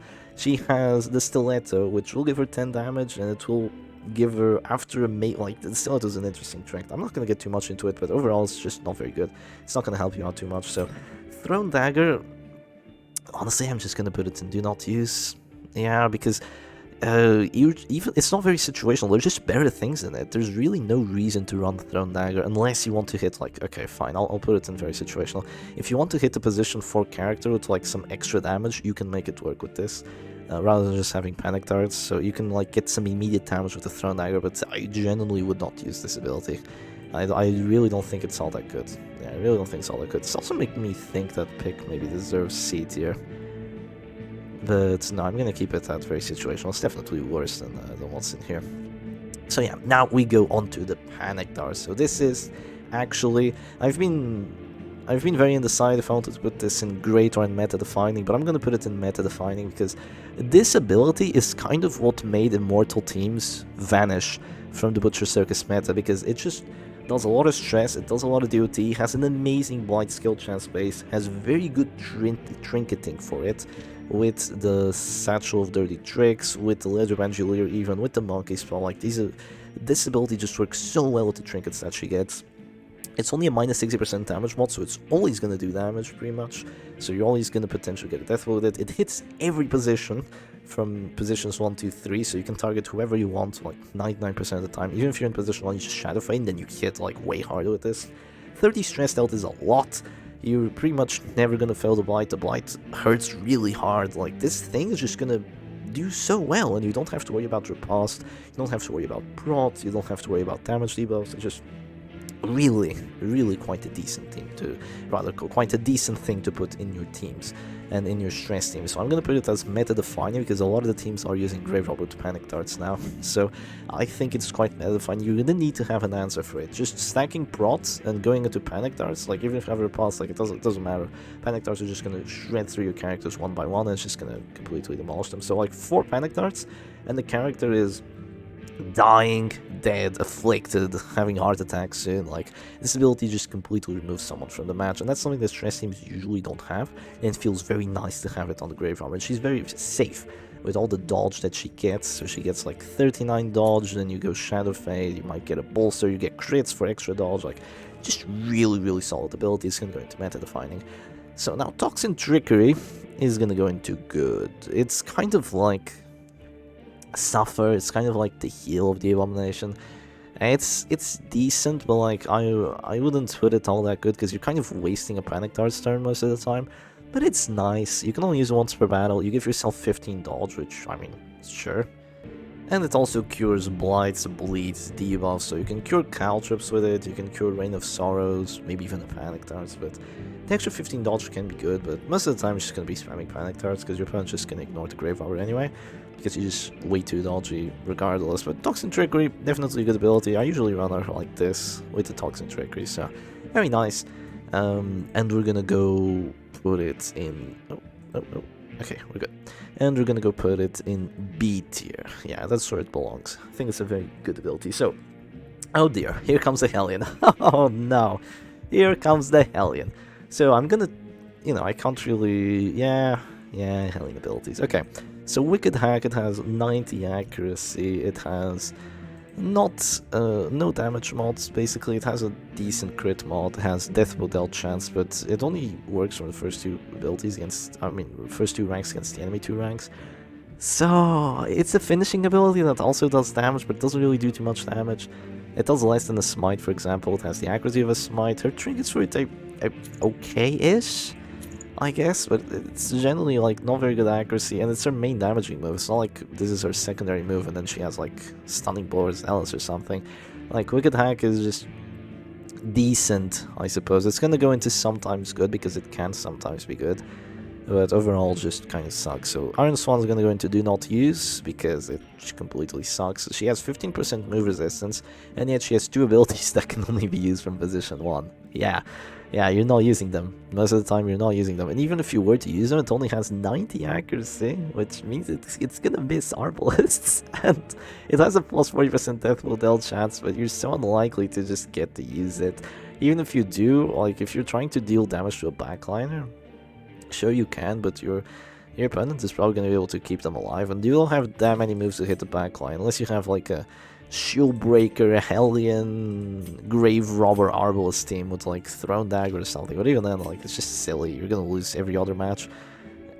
Yeah, you're gonna lose like every single match, even if you pull off the kill on the enemy position 4. So Iron Swan just sucks. If this ability could be used like against characters 3 and 4, if it did something else, then maybe. Death dealt chance, I mean, sure it exists, but you're not gonna get to use it anyway, so who cares, right? Yeah, overall, just terrible ability. Do not use her. Hellion already sucks. If you use this, you're just down with the ability.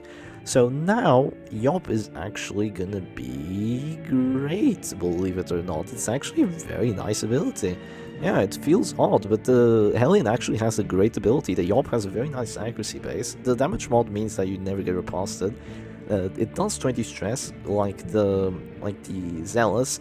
Unfortunately, the damage mod means that you're also never gonna crit with it, which kind of sucks, but yeah, you can use it pretty much like a Zealous, and it also applies a debuff for minus 15 accuracy for 3 turns, not 2, 3.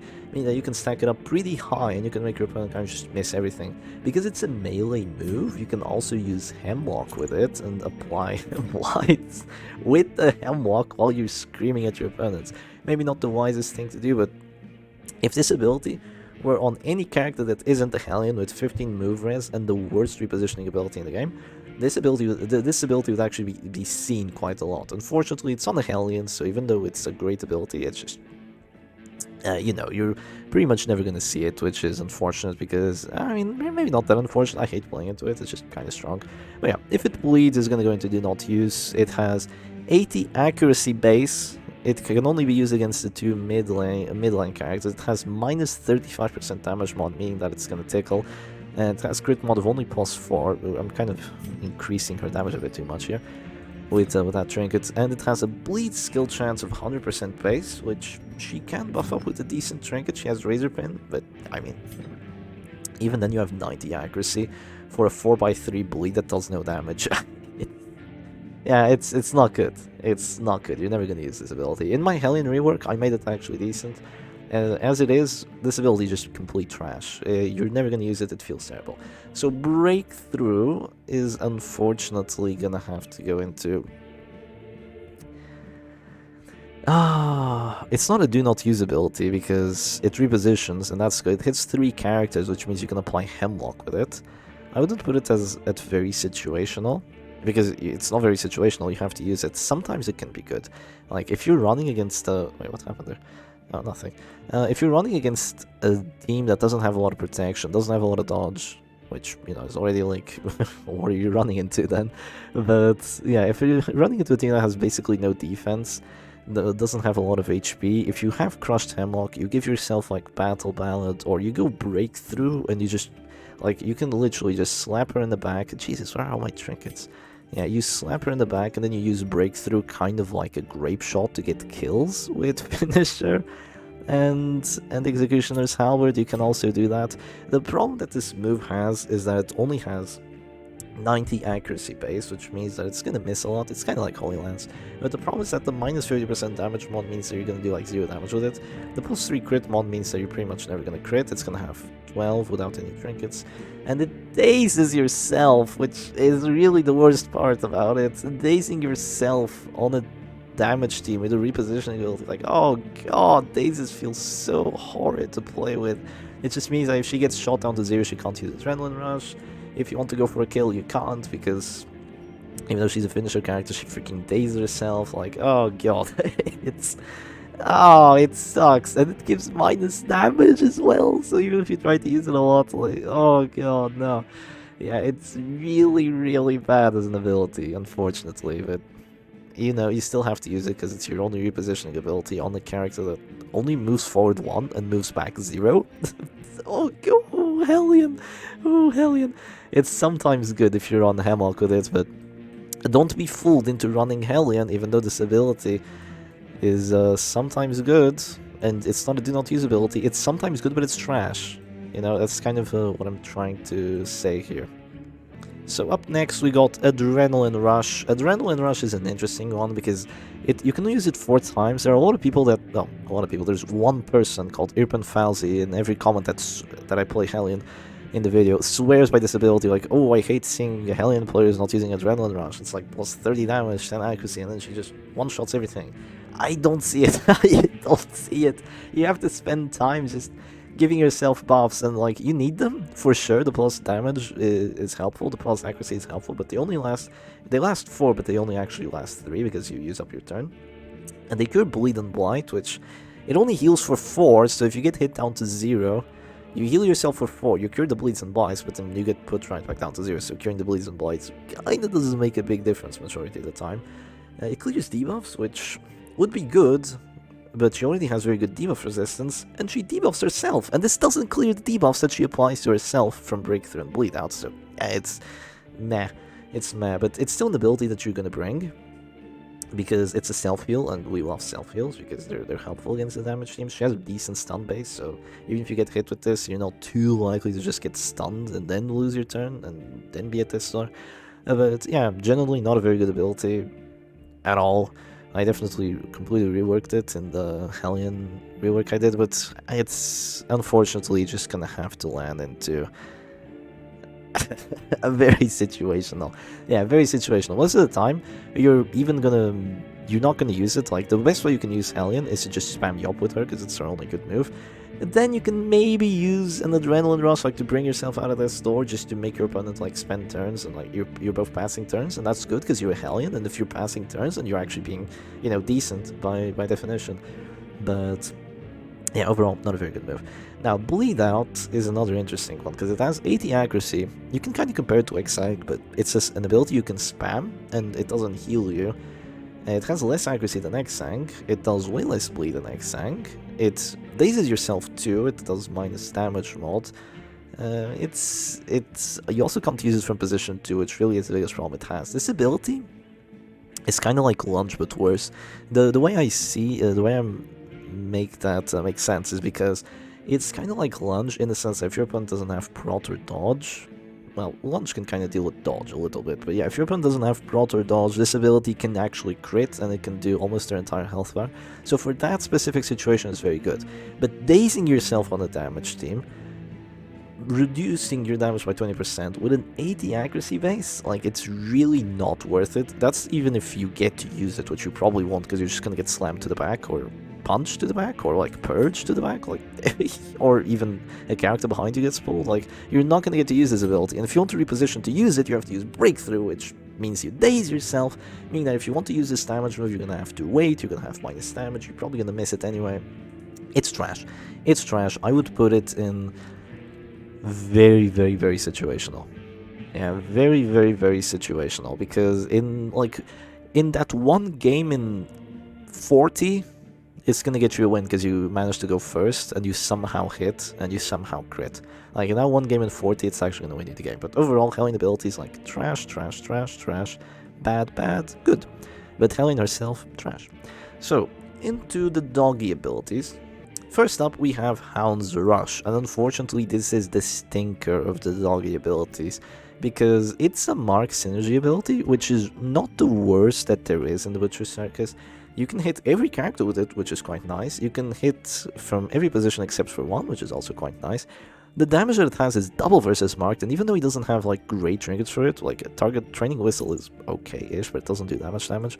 Attack whistle gives you the accuracy that you will need, but even then, having only a 90 accuracy base on this ability that bleeds, but only with a 100% chance, like, if you run a Mark team, you can use the doggy, but I wouldn't use this ability as, like, your main damage source, like, not whatsoever. If you want to use it as a secondary damage source, then you can find some success with it, but it's overall just really not a good ability. It's gonna go into sometimes good, because sometimes it can be useful. It's definitely better than this lot, that's for sure, but it's not good. I'm definitely not gonna put it in good. There's gonna be so many matches where you're gonna go for the Hound's Rush and you just miss it, or so many matches where you're gonna go for the Hound's Rush and you deal like 6 damage, because it can't deal with Prot, and the bleed is just gonna fail anyway, because characters with Prot have good bleed resistance, like Crusader, Man-at-Arms, Arbalist. So, overall, not a very good ability, sometimes good.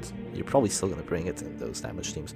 So, Hound's Harry, if this were 3 years ago, maybe even 4 years ago almost, we're almost at 4-year anniversary, I would put this in S tier. But as it is, I'm gonna put it in A tier. I don't think it's meta defining anymore. There's just so many counters to the Hound's Harry that, it's difficult. It really is difficult, because the Hound's Harry is a very nice ability. It hits everyone from everywhere. It only has 85 accuracy, which really sucks, but he has a nice trinket to mitigate it. It has a minus 80 damage mod, which actually isn't that bad, because his damage mod is 6, his damage base is 6 to 12, meaning that this is probably going to do damage against characters with Prot. It has a minus crit mod of 1, which means that he's going to be at 7, which doesn't really matter all that much. You might still get crits with it because it's an AoE ability. It gives a bleed chance with 110% base, which is really nice. It's like one of the only DOT abilities that gives you more than 100 base. The reason this exists is because The meta characters like Crusader have a lot of bleed res, Arbals has a lot of bleed res, Bounty Hunter has a decent amount of bleed res, Man-at-Arms has bleed res. So they kind of saw that like, ooh, if the Houndsary is only at 100, it's always going to fail the bleeds and it's going to suck. So they gave it 110. It gives some nice bleeding, 2.2/3, and gives 12 stress, which is really good. Another thing that's amazing about this ability is that it synergizes incredibly well with Crimson Hook, makes the stress go up to 15, gives you more bleed skill chance, and gives you plus 3% crit, which on an AoE ability, really nice. Also synergizes well with Attack Whistle. The doggy also synergizes well with the Monkey Spawn. So this is generally like a very good ability, very good high stress ability.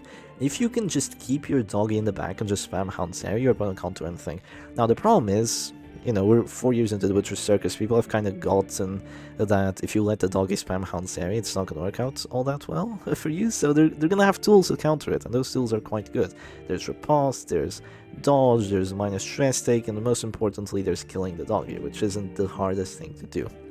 We'll go into the survivability in a second, but it's only going to be great. I don't think it's quite as meta-defining as it used to be, excuse me, but it's going to be a great ability. So up next, we are going to have the Target Whistle. So this ability is actually going to go into... It's either good or great. I'm not sure if it deserves good or if it deserves great. It's kind of the problem. Let's have a quick look at the ability first. So this ability, you can use it from everywhere into anywhere. The only problem that it does have is that it only has 120 accuracy base, so not quite 130, which the other marked characters have, like the Bounty Hunter, but it's still good. It marks the character for 4 turns, and it reduces their prot by 30 for 4 turns as well, with a 120% base skill chance, meaning that you're almost always going to get this debuff when you want it into the heavy prot characters, and it means that you don't need to run debuff skill chance, meaning that if you want to run a doggy in a mark team, you can run them with dodge, and it's generally good. I'd say this ability in a vacuum like looks great, but the problem is that the doggy is no bounty hunter, so he can be good, but it just doesn't feel quite as good to use as a bounty hunter would. So I'm gonna have to put Target Whistle just at good. It's a good ability, but it's not great. It's good. You're definitely gonna get some use out of it if you use it. There's some teams that use it and use it quite well. So the Cry Havoc, I'm gonna have to put at very situational. If you know you're running into a stress team, then the Cry Havoc can be amazing. It gives minus 15 stress with an 88% chance on each character. Unfortunately, you can only use it in the back 2 ranks, which really sucks, and it doesn't give any other buff. We're gonna see that the Musketeer has pretty much an improved version of this. But yeah, it's for each character an 88% chance, so you're probably gonna get at least some value out of it, but you can't choose who you target with it, unfortunately. But you just target everyone, obviously. But you can not stress heal the character that you really want to stress heal, which is unfortunate. Having that 88% chance there, it kind of sucks, but such is the way with the Butcher's Circus, right? 80 what 80. And this ability has very good synergy with stuff like Brass Bugle, and with stuff like the Tattered Chew Toy, which gives you plus stress relief skills while you're guarding. Now the problem is that both these trinkets kind of suck, because if you run into a team that isn't stressed and you have this setup, you're basically down 2 trinkets. And an ability, so... do you really want to use it? I'd say it's very situational. If you know you're going to run into stress, it's going to be very good. I just put it as very situational. Probably not going to put it on any of your teams unless you're like going for a crazy counter pick, like a Hail Mary or something of the likes. So Guard Dog is going to be a good or great ability. Yeah, this is an interesting one. That's the thing. I kind of don't use Guard Dog all that much. I prefer Houndsary. But I will say Guard Dog is a great ability. I think it deserves the great status because when you guard a character with it, you're gonna get a lot of dodge on the doggy, and if you have the trinkets for it, if you have the trinkets set up for it, you're basically gonna be unhittable, and you're gonna get some prot with it along with it as well. And the character that you guard is gonna have minus 70% stress taken, which can be really, really, really good, and plus 50% debuff for this, which can matter, but it probably won't. And you give yourself 20 dodge, which unfortunately only lasts 3 turns, which actually means only 2. So you can only stack it up twice, meaning that you're not going to get, with a bolster for extra 10 dodge, you're not going to get more than 92, unfortunately, but it's a very viable strategy. I'd say it's good, maybe great. It's very cool to run this, and then the Houndsary, kind of like expecting your opponent to have tools to deal with Houndsary, you just go for the Guard Dog strategy instead, and it can work out pretty well. You can also just run into Guard Break, and then this ability is useless, almost useless, but overall, decently good, and it can win you some matches, so I'm gonna put it at great because it's conceptually great. Yeah, I mean, it's just good. It's difficult. I'm just gonna put it at good. Yeah, I'm just gonna put it at good. Like, it can win you some matches, but like most of the teams that you see today, like, have some stuff to deal with this. And if you just go dodge doggy, there's gonna be command buffs, there's gonna be battle balance, there's gonna be accuracy trinket. He's still gonna get hit down to 0 anyway. He's still gonna die. They're gonna have guard break, they're gonna have AoEs, so it's good, but it's not that amazing. I'm just gonna put it at good. So, in terms of the next ability, which is the Lick Wounds, this is a pretty decent one. You can only use it twice, unfortunately, and you heal yourself for 5 and give yourself a regen. So this ability against damage teams is kind of what enables Hound's Harry to keep the doggy alive, because if you have an Antiquarian, for example, which is the other AoE ability, you have Festering Vapors, if you get pulled and marked, you just take cover or protect me. The doggy can't do that. If he has an aggressive setup, all he can do is just lick wounds himself, which gives him a heal, which isn't very much, but it gives him regen, and regen is quite powerful, and as long as you're not running into DOT, you can be shot down to 0, regen yourself out of the store, drop another Hound's Harry, then they try and shoot you down to 0 again, you heal, and then by the next turn you regen yourself out of the store again, drop another Hound's Harry, and if you manage to do that, you just win the match.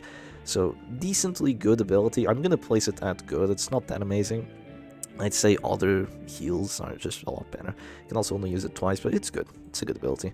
Blackjack is kind of an unfortunate trinket because it's a stun, and there aren't too many stuns in the Butcher's Circus, but this one is one of the worst because you can only use it from positions 1 and 2 against positions 1, 2, 3. So the reach is quite decent, the accuracy base is quite decent, the damage mod sucks, and the stun chance also sucks because you're never gonna run Brass Knuckles on the doggy. It would only be useful for the Blackjack.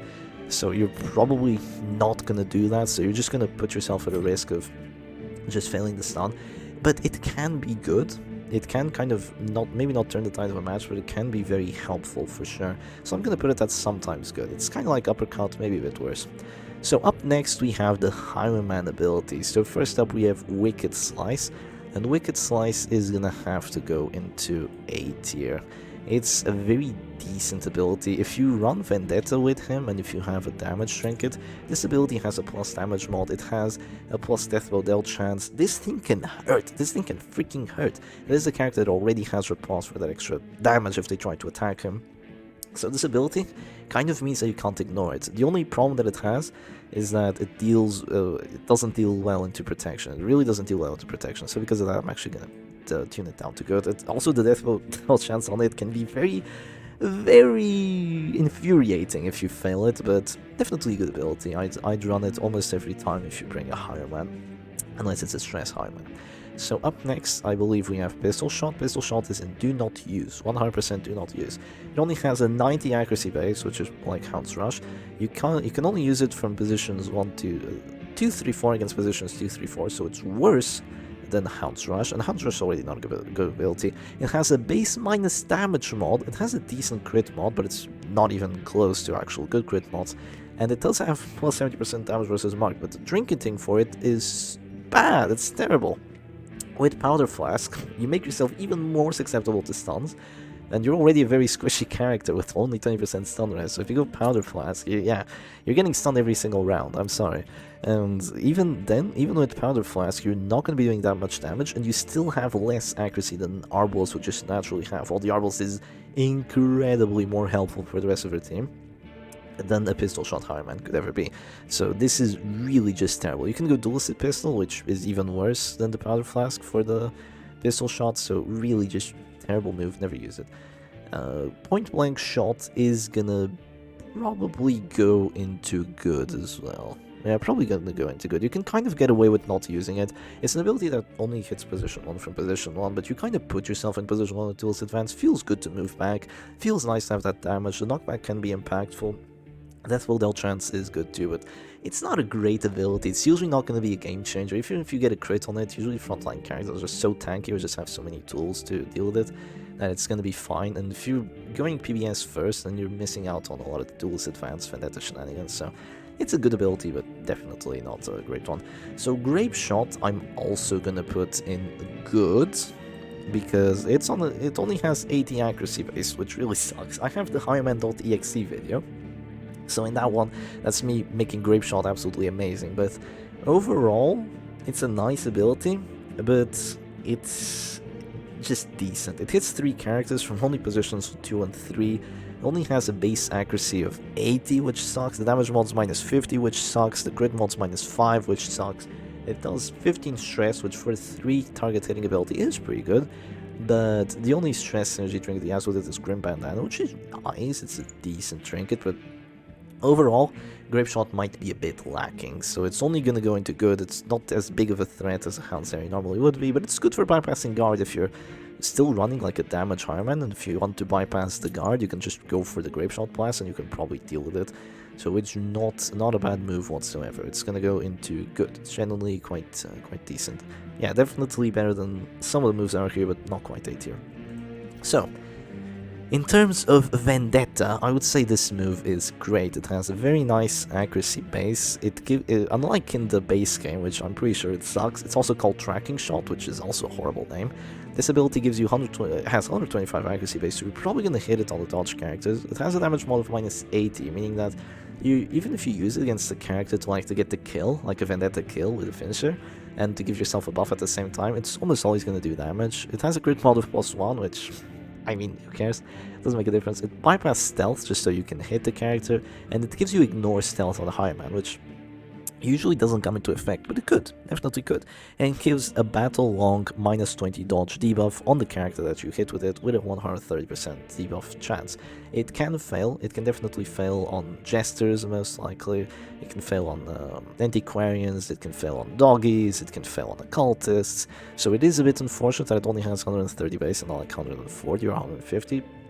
But it's good, and the damage buff is battle long, and it's very, very good. That's 30 damage, 10 accuracy, 8 crit is just amazing for the repulse and the rest of his abilities. So overall, very nice ability. You're almost always going to run it. It makes him go from kind of not hitting that hard to actually doing some crazy damage. So it's gonna go into A tier. It's a very nice ability. So Duelist Advance is gonna go probably into A tier as well. Not meta-defining, I wouldn't say it's quite as meta-defining as some other abilities that exist, but Duelist Advance, it hits all the way up to position 3 from every position but 1, and it moves you forward 1, it has a nice base accuracy, it sadly has a minus 20% damage mod, but it still hurts pretty good, especially if you get a crit on it.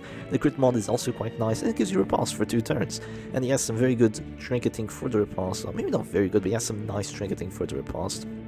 And it just makes him kind of difficult to focus down, even though he's a very squishy character. You can also give him some stuff to make him not so squishy. He has some nice trinkets for it, and he'll be not quite as squishy, and the Duelist Advance will make him really not a great choice to focus down like you would otherwise be, so I'd put it at great. It's generally just a great ability. So Open Vein is an interesting one, because usually you're not going to run it, but it's very nice. It synergizes very well with his Parrying Dagger. That's going to have 130% bleed skill chance, which is nice. It's basically, if it bleeds, but actually good. It has an extra 20 accuracy on it. The damage mod is not as bad. The crit mod is, I believe, the same as if it bleeds. And the bleed is the same as well. But it has better trinketing. And this ability is actually quite good on the Hireman, because then you can actually deal with protection. The only problem it has is that it doesn't hit position 3, which is really unfortunate, and that the damage mod and the fact that he has other good abilities means that you're not always going to run it, but I'd say it's still a good ability. Though you're most likely not going to run it every time, it's still a good ability, and you can run it for sure. So that is the Hireman done. Now we're going to go into the Jester. So to start off with Dirk Stab, my bad. I wrote that there. So to start off with Dirk Stab, it's probably just a good ability. Yeah, I'd put it at just good. Perhaps great, but probably just good. It can be great, honestly. Yeah, it's kind of a neck and neck between good and great, but let's have a quick look at what the ability actually does first. So this ability only has a 90 accuracy base, unfortunately. It has a nice crit mod. The base damage on it kinda sucks, because Jester's base damage sucks. It bypasses guard, which is very good. It has an extra 10% deathful death chance, which is very good. The reach on it is very nice. You can use it from anywhere, and you can reach everyone but position 4. So that's kind of the weakness of the Jester, not being able to reach position 4 with the Dirk Stab. And it buffs up your finale. So generally, if you run this with a finisher, you're probably going to get a lot of kills with it, because even through guard, you just go BAM with the Dirk Stab, and you buff up your finale damage, and it feels very good to use. So I'm going to put it at great. It's a great move for sure. The trinkets for it to actually do more damage. You can kind of do more damage with it with maybe a blood red coin or with a Reaper Shroud, but usually it's not a big damaging move. Yeah, not even close to it. So Harvest second. Harvest is a nice move. It only has 85 accuracy base, but it hits 2 characters, so you're probably still going to buff up your finale. It keeps you in positions 3 and 2, which is sometimes you need to stay in those positions. Has a minus damage mod, but that's fine because it does a very nice bleed. So it's basically if it bleeds, but it hits 2 characters. And it has more accuracy, and it buffs up your finale damage. So it's a good move. If you run Blood Red Coin or Hemlock with it, it might actually just shred the enemy midline. But if you do that, then, you know, the Jester is going to be quite squishy, but generally quite a decent move. It gives teams with Jester that DOT capability that they would otherwise not have, and it's, yeah, it's definitely a good move. Maybe not the greatest of moves, but quite a good one. So Finale is actually going to go into meta defining. Finale is so freaking good. So you buff up your Finale, you can use it from positions 1 and 2, which is quite nice. You almost never miss it. It has a pretty decent crit mod. It bypasses Death's Door, meaning that if, for example, your opponent has 10 HP, you deal 11 damage with the Finale and you kill them outright. You don't drop him to 0 and then have to work out the death blow chances and all the heals that are going to happen. You just Finale, bam, and you get rid of a character. And you become half a character yourself, because you're going to daze yourself for 3 turns, and it's actually 3 turns, it's not 2, it's actually 3.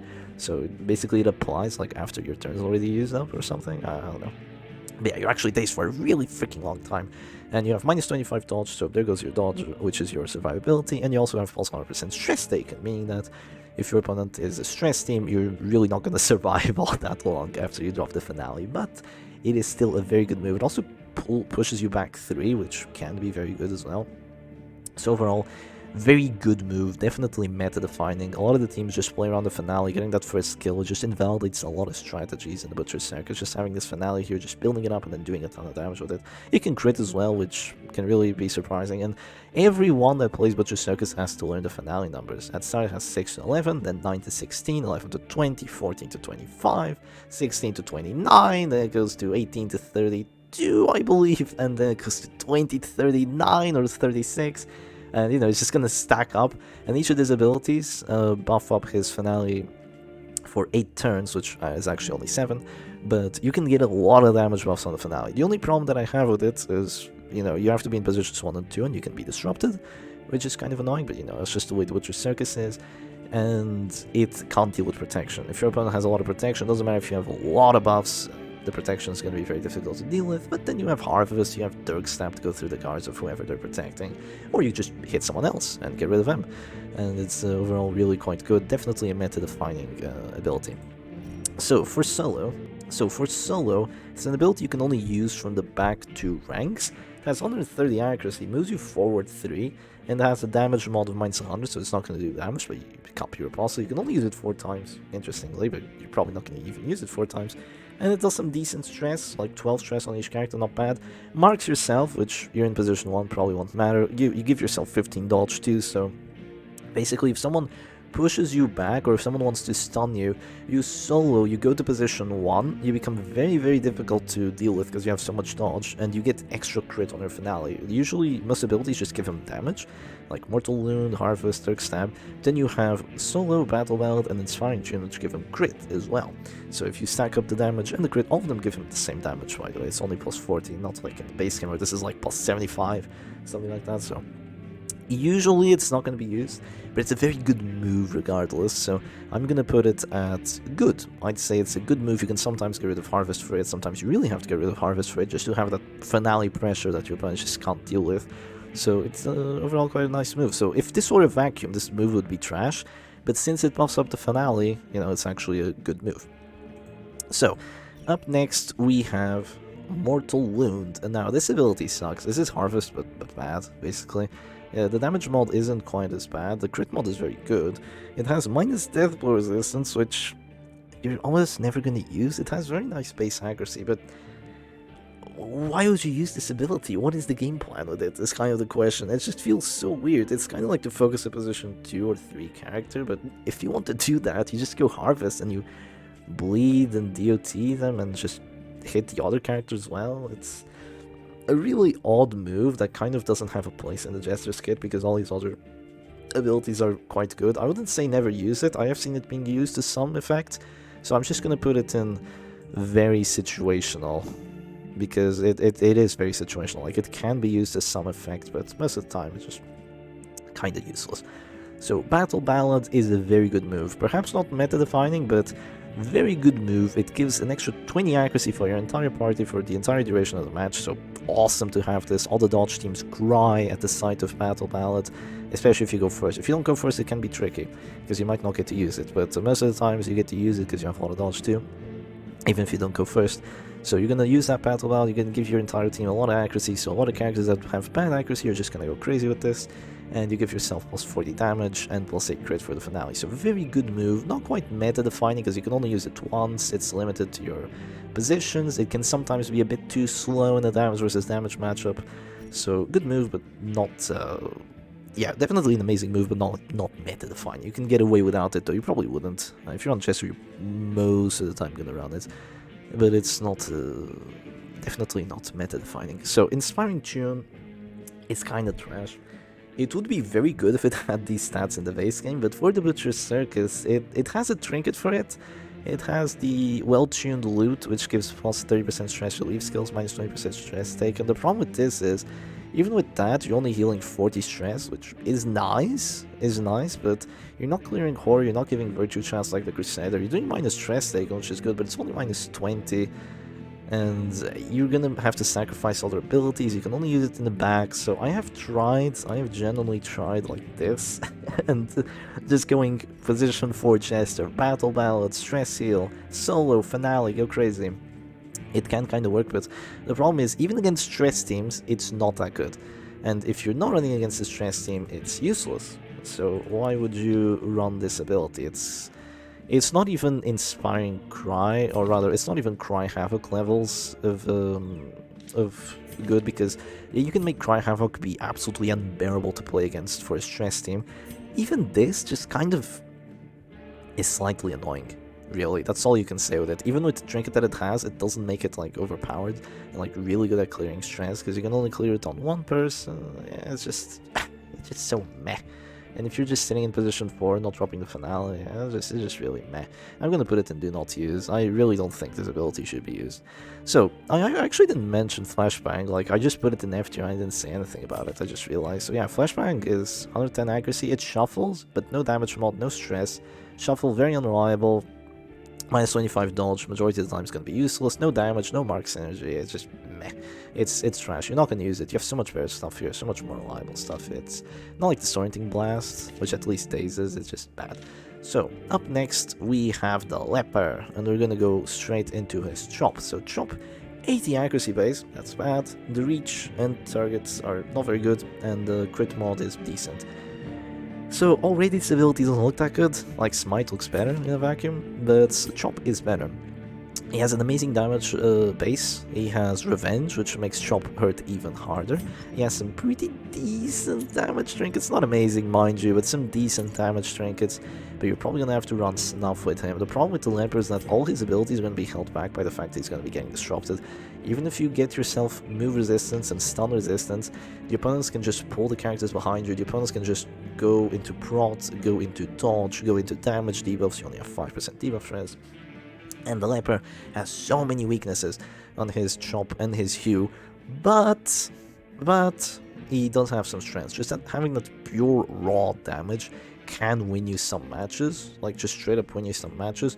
So I'm gonna put it in great. Both Chop and Hue are great abilities because they just straight up win you some matches if it's the right matchup. Even if it's the wrong matchup, you can still sort of make them work. But you know, it's gonna feel a bit bad, but yeah, they're still gonna go in great because they are great moves. Are they at the level of these abilities? Yeah, like, it's a bit odd, but they kind of counter a lot of the front lines, like Flagellant gets countered because he just gets chopped down to 0 and then he's dazed. Crusader Healing just gets met with a Hue, now both characters are down at 0, so... And it's very, very decent abilities, these ones, but definitely not meta-defining. Like, they kind of counter the meta, but they're not good enough. even though you can do some stuff to... You can mitigate the accuracy problem with revenge and with accuracy trinkets and probably with the battle ballad too, but you can't really mitigate the protection problem, which is kind of what stops these abilities from just being meta, because Leper goes first, and or rather, Leper just revenges, and then the next turn he brings it down to 0 every single round, and the rest of his team probably has good follow-ups. So yeah, these abilities could be great, but the lack of a trinket like Piercing Quarrel kind of holds them back, so they're just going to be in great tier.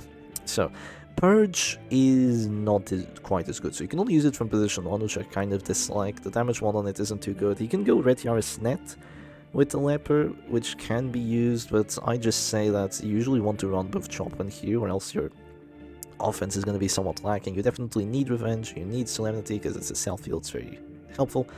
So Purge kind of just gets a bit disregarded, unfortunately. You can run it like this, but then you're kind of lacking out on your biggest strengths. So Purge is decent, clears corpses, gives yourself +10 accuracy, but I just put it as a sometimes good ability. Actually, not just a good ability.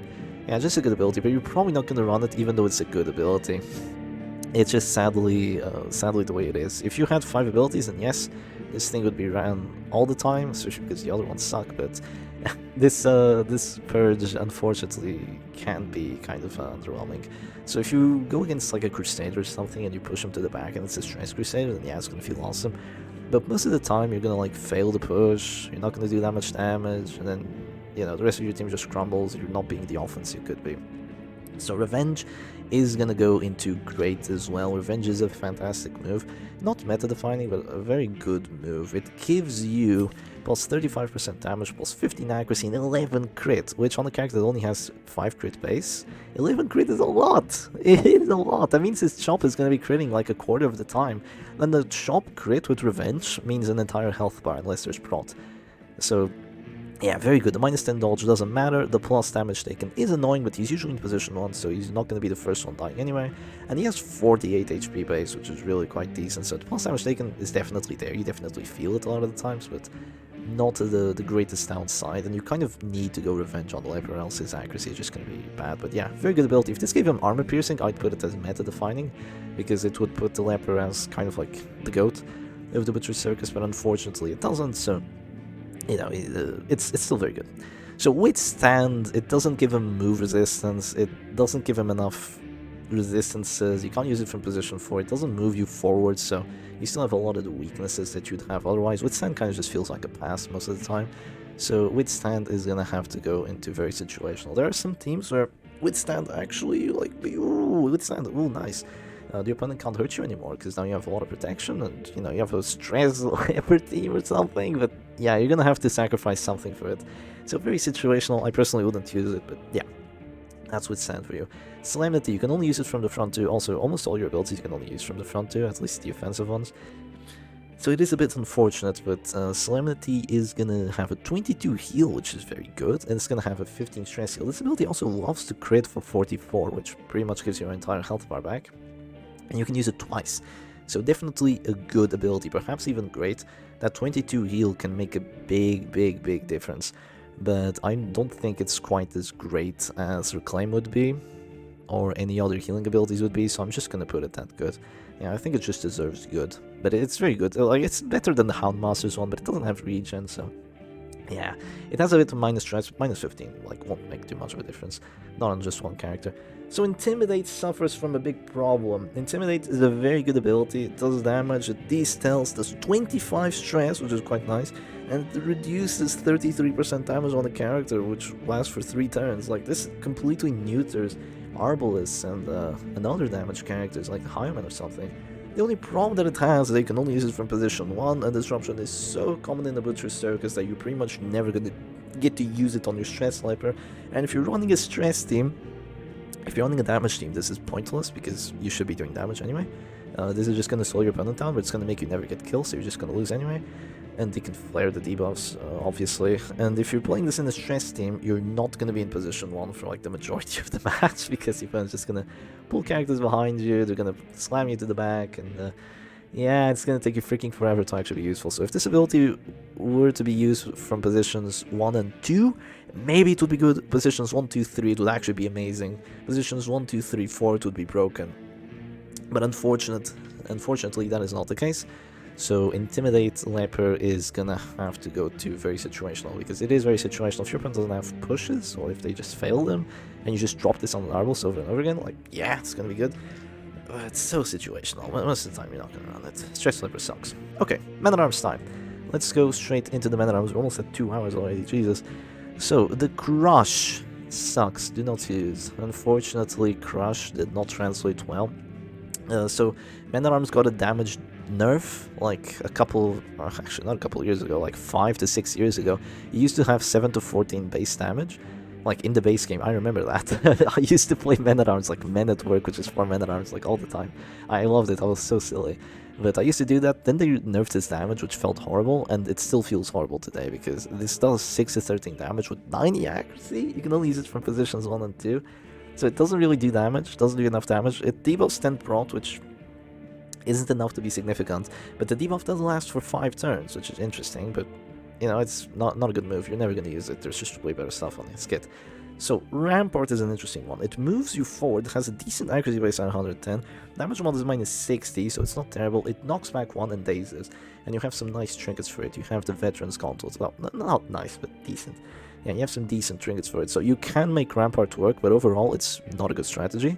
So I'm gonna put it at sometimes good. Like, overall, Rampart Man-at-Arms is a bad strategy, but if you're crazy, and if you like to do wacky strategies, and Rampart Man-at-Arms is the one for you. You go Rampart and you kind of just, you know, you do things, I guess. You do things with it. You can definitely make it very annoying to play into. Yeah, but unfortunately, doesn't do enough damage. It only hits positions 1 and 2, but the main use that you have for it is kind of preventing Crusaders from using their heal when they want to, and also preventing Jesters from getting the finale off if they're in position 2. If they're in position 1 with solo, it doesn't matter, you're gonna miss anyway, and even if you don't miss, they only go to position 2. So yeah, definitely not even close to as good as Uppercut. Uppercut is at sometimes good, this is at very situational. Yeah, not sometimes good, very situational. It's not sometimes good, it's just worse than everything else. So, Bellow is very good, it's meta-defining. Why, Shep? Why is it meta-defining? Don't people have Bellow figured out? Don't they clear debuffs, do DOT, and just not care? Nah, they don't. So, even if you clear debuffs, that's a turn you're wasting. Bellow has 100 accuracy, can't be repulsed, does very decent stress, and reduces 20% damage on everyone on the enemy team from any position for 3 turns, and you have some very nice trinkets to, no, even the base trinkets are even arguably better at applying the debuffs, so this is amazing for your stress teams. This means that most damage teams are just going to have to answer to the Bellow, and they're going to keep getting battered, their damage is going to keep getting reduced by these Bellows, and it's very, very annoying to deal with. You also have very good stun resistance, so the Bellow is just going to slowly make your opponent's offense worse and worse and worse until they can't break through anymore, so they have to flip, then you just Bellow them again, they're getting afflicted, and yeah, very good move, meta-defining, you have to deal with it. You can have teams that kinda don't care about Bellow, but even then you still do stress with it, so overall, very good, very meta-defining. Defender, unfortunately, this move used to be amazing, but then people started having the stun trinkets, they started having shield breakers, they started having very good AoEs, so the defender kind of stopped being that good. It's still very useful. You can still go like Rancid Cure-All and Numbing Instance. So with trinkets, you can still make this ability. You can still make yourself like very difficult to stun, very difficult to DOT out. You give your other character that you're guarding very difficult to DOT as well. Plus 50% bleed resist while guarded and bite resist. But unfortunately, yeah, this move also gives 30 prot to the guarded character and 30 prot to yourself. Unfortunately, the biggest gripe I have with this move, and the only reason it's not going into meta-defining, is because you can't stack the freaking buffs! The Houndmaster can stack the buffs. He goes, where is he? He goes Guard Dog, and if he spams it, the character that's being guarded has plus 130% debuff resistance, plus minus 210% stress taken, meaning that he's only taking like 20% stress of the overall. But with this one, if you guard twice, you clear the buffs on the character that you're guarding. You clear them for some bizarre reason. I don't understand why. It doesn't say that. It just says buff target, but the buffs don't stack. If you guard a character that's already being guarded, the buff to the target gets removed and just gets refreshed, which really sucks. No other ability works like that in the Butcher's Circus. Not even stuff like Mark for Death, the Death Blow Resistance debuff stacks, the... who else? Like, the Protect Me buff stacks, the Invigorating Vapors buff stacks, all the freaking buffs stack apart from Defenders. So that means that even if you want to keep a character super alive against Riposte, super alive against sniper shots through marks, you're never gonna get them with more than 30 prots, meaning that with Piercing Coral, the Arbol just doesn't really care all that much, because he just breaks through it anyway. So it's so annoying. The buff on yourself does stack, but incredibly annoying that you can't stack those buffs. It should be changed. If that were to be the case, it would be meta defining. As it is, it's just great. It's just great. Yeah, it's still a great move. A lot of the teams are gonna have to answer to it. It's definitely a great move, kind of like the Doggy Guard. Oh, Doggy Guard isn't good. I kind of don't like Doggy Guard, that's the problem. Yeah, I don't like using Guard on the Men at Arms anymore either, but I have to admit that they are great moves. Yeah, I'm gonna put the Doggy Guard up again. Like, it's a great move. You need to have tools to answer to it. If you don't have the tools to answer to them, like, it's gonna be so incredibly impossible to break through, and if it's impossible to break through, you can't win the match. So there's that. Retribution, by itself, it sucks. It's just a damage... it's just a damage repulse that has no damage, because you have 6 to 13 damage base and you don't have a damage buff. And it's minus 20% damage on it. Like, generally, really bad move. It just tickles people down to death. But if you use Shield Spike on something like Insignia of Rank, this means that your pulse is actually gonna hurt. Like, it's gonna hurt so freaking much. It's way better than the Higher Man's Trinket, and it means your pulse is actually quite scary. So if you run the Retribution with the Shield Spike, that means that AoE teams should be scared. And I'm definitely gonna take that into account when I go Retribution. Retribution is just gonna be good. So yeah, even though Retribution is good and the Guard is great, I will take Retribution over the Guard, because that's just my playstyle. I don't like guarding anymore. But yeah, Retribution good, Guard great. But, you know, it has its clear weaknesses for sure. So up next we have the Command Buff. Command Buff is going to be meta-defining. Command Buff is going to go up here because it's an ability that you can spam. It's an ability that gives your entire team 20 accuracy, 4 crit, plus damage all guard, which usually doesn't come into effect, but it can come into effect. And it lasts for 3 rounds, and it only lasts for 2 on the Man at Arms, but, you know, that's fine. Because usually he's not the one that needs the command buffs anyway, it's the rest of the team. And it synergizes so well with all the other all the stress teams that he likes to run with, because usually run him in stress teams, sometimes DOT, but usually in the stress teams, and it's just an awesome ability to make sure that the dodge teams just get screwed over, to make sure that your low accuracy abilities don't get screwed over, and the extra crit is just amazing too. So meta defining, this means that the dodge teams are unplayable, pretty much. Yeah, very good ability. Bolster, quite nice. Plus 10 dodge for the entire battle means that you're going to be getting a lot of value out of it, most likely, throughout the battle. Even, again, you know, against any team, against enemy team, dodge is good. And you can use it once from any position, and has minus 15% stress taken as well. So not as meta-defining, but definitely still great. Screw it. I'm going to put the guards in good. I don't like guards. I don't like the guards anymore. They suck. There's puncture, and there's so many tools to deal with them, and there's stuns, and there's... DOT, I don't like the guards anymore. You're gone, you go to B tier. People know how to deal with you now, you're not as impressive as you used to be. Alright. So, up next, the Man at Arms is done, so now we are gonna go for the... Who's next? The list is becoming quite big. We're gonna go for the Musketeers. So the aimed shot is also gonna be as meta-defining as the sniper shot from the Arbos. The reason is that it's exactly the same on the offense. The character that's attached to is not quite as good. Sadly, the Musketeer has some weaknesses compared to the Arbos, most notably the prot not being there, and the bleed resistance being lower, and the rest of the abilities being arguably worse. But aim shot's still very good. Definitely still very good. You know, as good as the Arbos is, but literally the exact same on the offense trinkets. There are these two. It's just the defense trinkets, like Tincture of Yodine, and some of the other abilities are a bit different. So aim shot goes there. Smoke Screen is actually an interesting one, because unlike the Suppressing Fire, it does minus 20 accuracy and minus 20% crit, which minus 20% crit is a hell of a lot, and you can use this pretty well, but the problem with this is that usually Stress Musketeers kinda don't run Smoke Screen. The reason this happens is because if you're running a stress team musketeer. If you go into a damage team that's gonna break through you, you don't have flare, so that sucks. You're probably gonna be using the heals. If you go into a stress team, you have ranging shot, which is quite good. But if you go into a team that has like shield breaker for puncture, if you have like chaser, what I'm mentioning here is the immortal musketeer team, by the way. That's basically what I'm basing myself on. In that team, you don't go smokescreen, you go aimed shot, because you kind of need to have this capability to remove the chaser from the match. So there's really not too many teams where you're going to use smokescreen, and the teams where you do use smokescreen are just not that good, unfortunately. So even though it's a pretty decent ability, the rest of the musketeer kind of holds her back from using it, in my opinion. So smokescreen is just going to go into very situational, because it really is just very situational. I guess I can put it in sometimes good.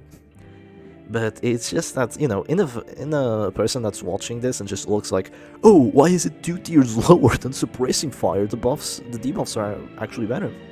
Yeah, considering all the characters and all the teams that exist, this is just not going to be much more situational. Definitely a good ability, like, not as bad as some of the ones that are here. But using it, yeah, maybe sometimes good. No, but it just is very situational. Like, 99% of the time, you're not going to use it. So the Musketeer mark, even though it's the exact same as the Arbalist mark is in do not use, the Musketeer mark is going to be in sometimes good. Because for the couple of teams that actually use Arbalist Musketeer, it makes more sense to bring the mark on the Musketeer because you don't need the ranging shot quite as much. So you can do this. Ranging shot is still very good, mind you, but in a damage team where you're not really planning to go for that extra, for that minus stress and all that, having this called a shot can actually be really big. Yeah, it can actually be really big, even though it's the exact same move. This ability is going to be 2 tiers higher than Sniper's Mark, because Sniper's Mark sucks, and this one is actually decent. It's funny how it works, but yeah. So in terms of Buckshot, it's the exact same ability as Bullet, so it's going to go exactly where Bullet went, which is B tier. Quick Draw is actually going to go higher than the Blind Fire, because it's actually a better move, so Blind Fire is absolute trash.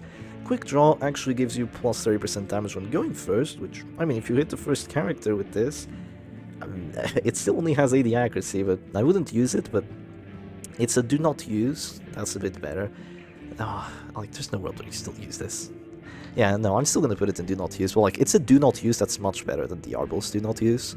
Like, the Arbalist do not use is really, like, worst of the worst. This one is ever so slightly better. So the Musketeer heal, where's the Arbalist heal? The Arbalist heal is here. The Musketeer heal, I'm still gonna put in great. But the problem with the Musketeer heal is I need to run the Tincture of Iodine. So I'm probably just gonna bring it down to good, because I'm not sure if I want to count a trinket like that hard, because it's mandatory that you bring the trinket, or else the heal just straight up worse. So I'm just gonna put it in good, because with the Tincture of Iodine, you cure Blight. You don't cure Blight by default, you do plus healing received buff on a character, which can also be very helpful. But with the Tincture of Iodine, which is just a better trinket than the Arbalist one, which gives you prot, stress taken, and healing skills. This one lets you cure bleed and also, cure blight and also have that healing received on the character. So this can be very, very impactful, but you need the trinket. So Patch Up's still a very good move, but it's gonna be at B tier, unfortunately. And now Ranging Shot is not gonna be quite as high as the Flare, but it's gonna be a great move. It's still gonna be a great move because unlike the Cry Havoc, which only works against stress, this thing still, also I'm gonna remove this for this, this thing also still removes the stealth on the enemy character, so it's very good against something like a Grave Robber, the Antiquarian, an Occultist. It's gonna be helpful for that. It reduces 12 stress on everyone with an 85% chance, which is quite good. It's almost as good as the Doggies one, but it's a do or die. You either get minus 12 on everyone or you get 0, so be careful about that. It gives everyone plus 10 accuracy for 3 turns, apart from the Musketeer, which only gets 2. And it gives everyone minus 10 stress taken for 3 turns. Those are guaranteed, but the Musketeer only gets 2. But yeah, those are very good buffs. It's a pseudo accuracy buff, plus 10, like for D-Stealth. Like, it just feels good. It's just a very nice ability to use. It's not as impactful as the Flare can be, but it's still very, very good, and definitely something you'd almost always want to run on the Musketeer. So up next, we're down to our last 1, 2, 3, 4 characters. I'm dying here. But yeah, on to the last 4 characters. First off, we have the Occultist Sacrificial Stab. Very situational.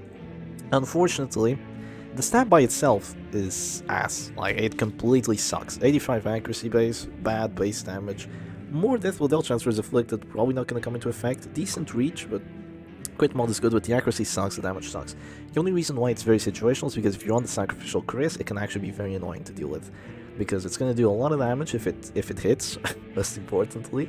It has full stress dealt versus marked, it has death blow dealt chance, and on the melee attack hit, it's going to mark the character that you hit with the stab, so you have a mark that does a lot of damage by itself. The reason it's very situational is because the occultist himself is not a good character for mark teams. Every time I see it being played, it sucks. And every time I play against it, it kind of just loses because he's just way too squishy. But, you know, very situational, can be used. In terms of the Abyssal Artillery, I'm gonna put it at A tier because it does a lot of stress.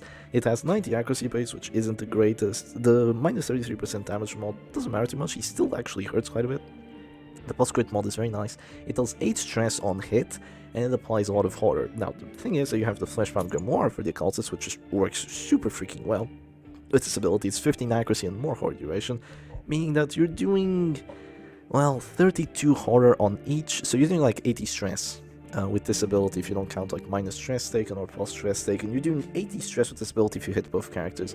And if you crit, the horror duration actually increases by another turn, and of course you also do this plus stress from critting, so this character is even more dangerous than the doggy if you let him alone in the backline, because his Abyssal Artillery is just going to completely shred whatever you have. Now, you do have the weakness of it being horror, so there could be Inspiring Cry, or there could be a doggy guard, for example. Where is he? There could be a doggy guard on the character that already has a lot of horror on them, so that would like make your horror kind of useless, pretty much, because it's going to do almost nothing. But overall, very good ability. It's going to go in A tier, not quite meta defining though. Weakening Curse is going to go into sometimes good. And the same thing with vulnerability hacks, like for Mark it doesn't really work all that good, but it's kind of like the abilities that you have to use if you're the last character standing. And they do 30 stress each, and they have decent accuracy bases. What is the occultist? Excuse me. Yeah, they have decent accuracy base at 110. I personally value Weakening Curse more than I value vulnerability hacks, because I don't usually run debuff chance on him, and I don't really care too much about that damage and minus prot, even though it can be useful. What I really care more about is that minus 75% damage mod. So this one's gonna do 0 damage against any sort of prot. This one won't. This one's actually gonna do damage, so you can still get death blows with it. So that's why I usually prefer it. You can mark targets with this, but again, Occult is not very good at mark team, so both of them are gonna have to go into very situational.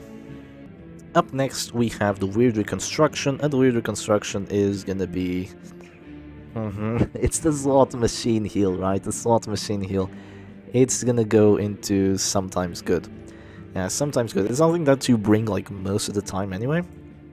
But the Occultist kind of suffers from wanting too many abilities, because you want Abyssal Artillery, you want Demon's Pool, you want Weakening Curse, and then you want both Stygian Embrace and Weird Reconstruction, but you kind of have to pick between one of them. You can get rid of like Abyssal Artillery, but that sucks. You can get rid of this, but that really sucks. You can get rid of this, but that really sucks if you're the last character standing. So, which you probably won't be. So, out of the 3 to remove for doing this, probably the best one. You probably won't be the last character standing. Excuse me, with the setup that he has. But the Weird Reconstruction heals for 0 to 24. It can crit. It will do double the heal. And the bleed place chance it has kind of not significant, but you know, you can heal for 0. It's like just like in the base game. Or you can crit heal for like 40. So it's a slot machine heal. It can either be very good or very, very bad. So, you know, do it as you wish. You can take the Fool's Idol, also known as the Bleeding Skull, to give yourself plus 4 additional HP healed, kind of guaranteeing that this ability will always heal, and it will always heal for a bit. Also works on the Stygian Embrace. But this trick is in F tier for a reason. It debuffs targets for minus 10% death blow resistance, and you're literally just killing your team by using this. That minus 10% death blow resistance is going to make them so much more easy to kill against, like, 25 is going to turn 35 into 45, which is basically a coin flip from 1 in 4. So really not a good ability. It only gives him 5 HP, which really just doesn't do much at all.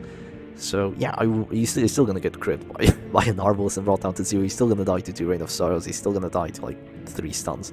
So overall, the Occultist's Fool's Idol not very good. The Weird Reconstruction is sometimes good, sometimes bad.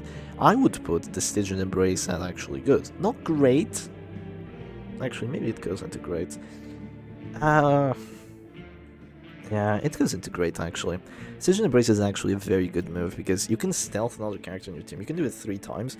You can heal them, stealth them, and give them more stress out while stealth. And this lasts for 2 rounds, meaning that, for example, if you do this on the man-at-arms. He can then be out of this door in stealth, so he's gonna bellow for a lot of stress and then bellow for a lot of stress again. So you can do that. You can do the same thing with the doggy.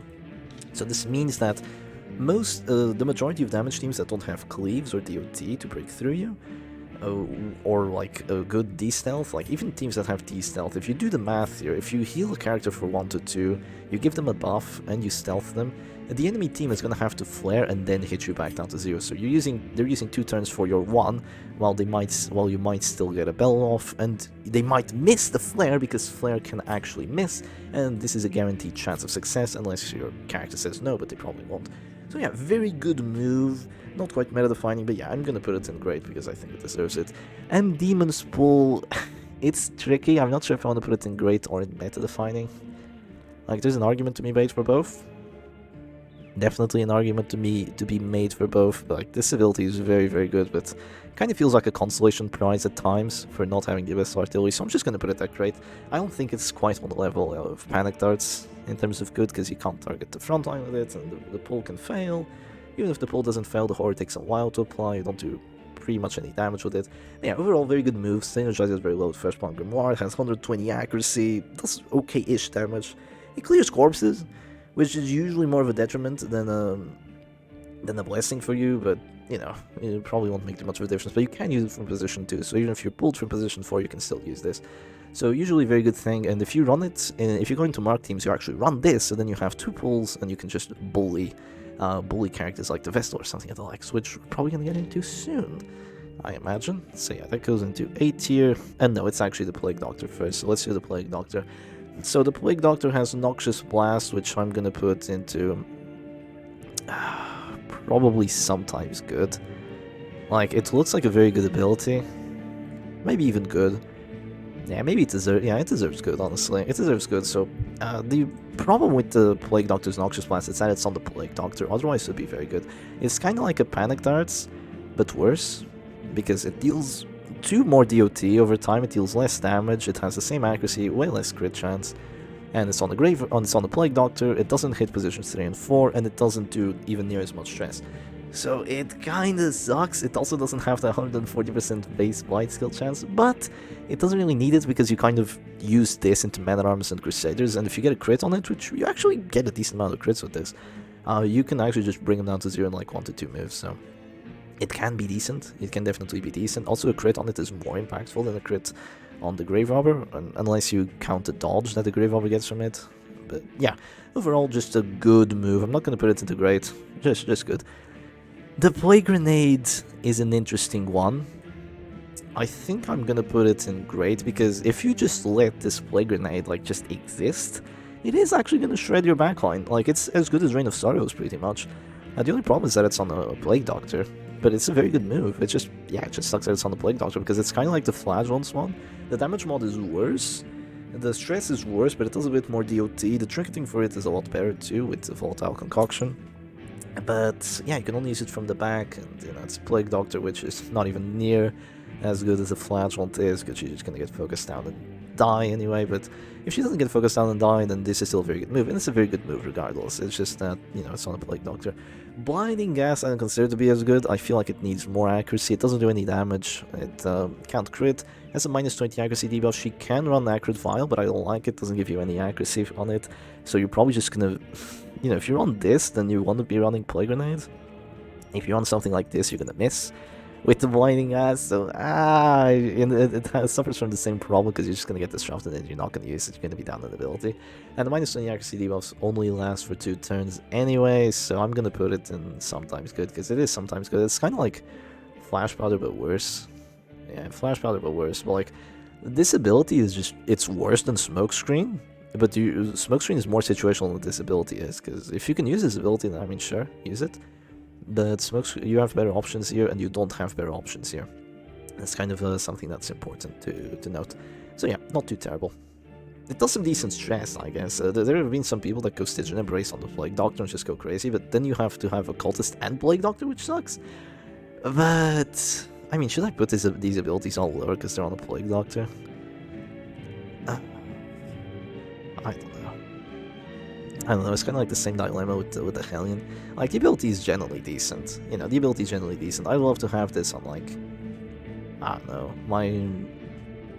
my Abomination instead of Rake. I would have this on the Abomination instead of Rake. Yeah, if he went all the way to the back, he could use Blinding Bile, or, like, Blinding Scream or whatever. And it would, it would terrify the backline. Yeah, something like that. Like, that would be amazing. So the abilities are decent, it's just the character. So Incision kind of sucks, but you need to run it.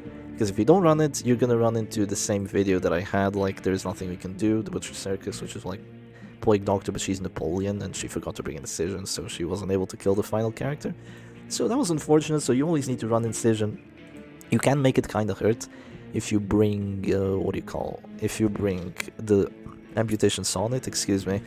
If you bring that and you're gonna do 90, you're gonna have 95 accuracy, you're gonna do some less than good damage. Like, it just sucks. It really just sucks. I'm trying to make it work, but nah, you're just not gonna run this. It's just all around terrible, because the Plague Doctor, I've said this before, she's trash, but she's dangerous trash.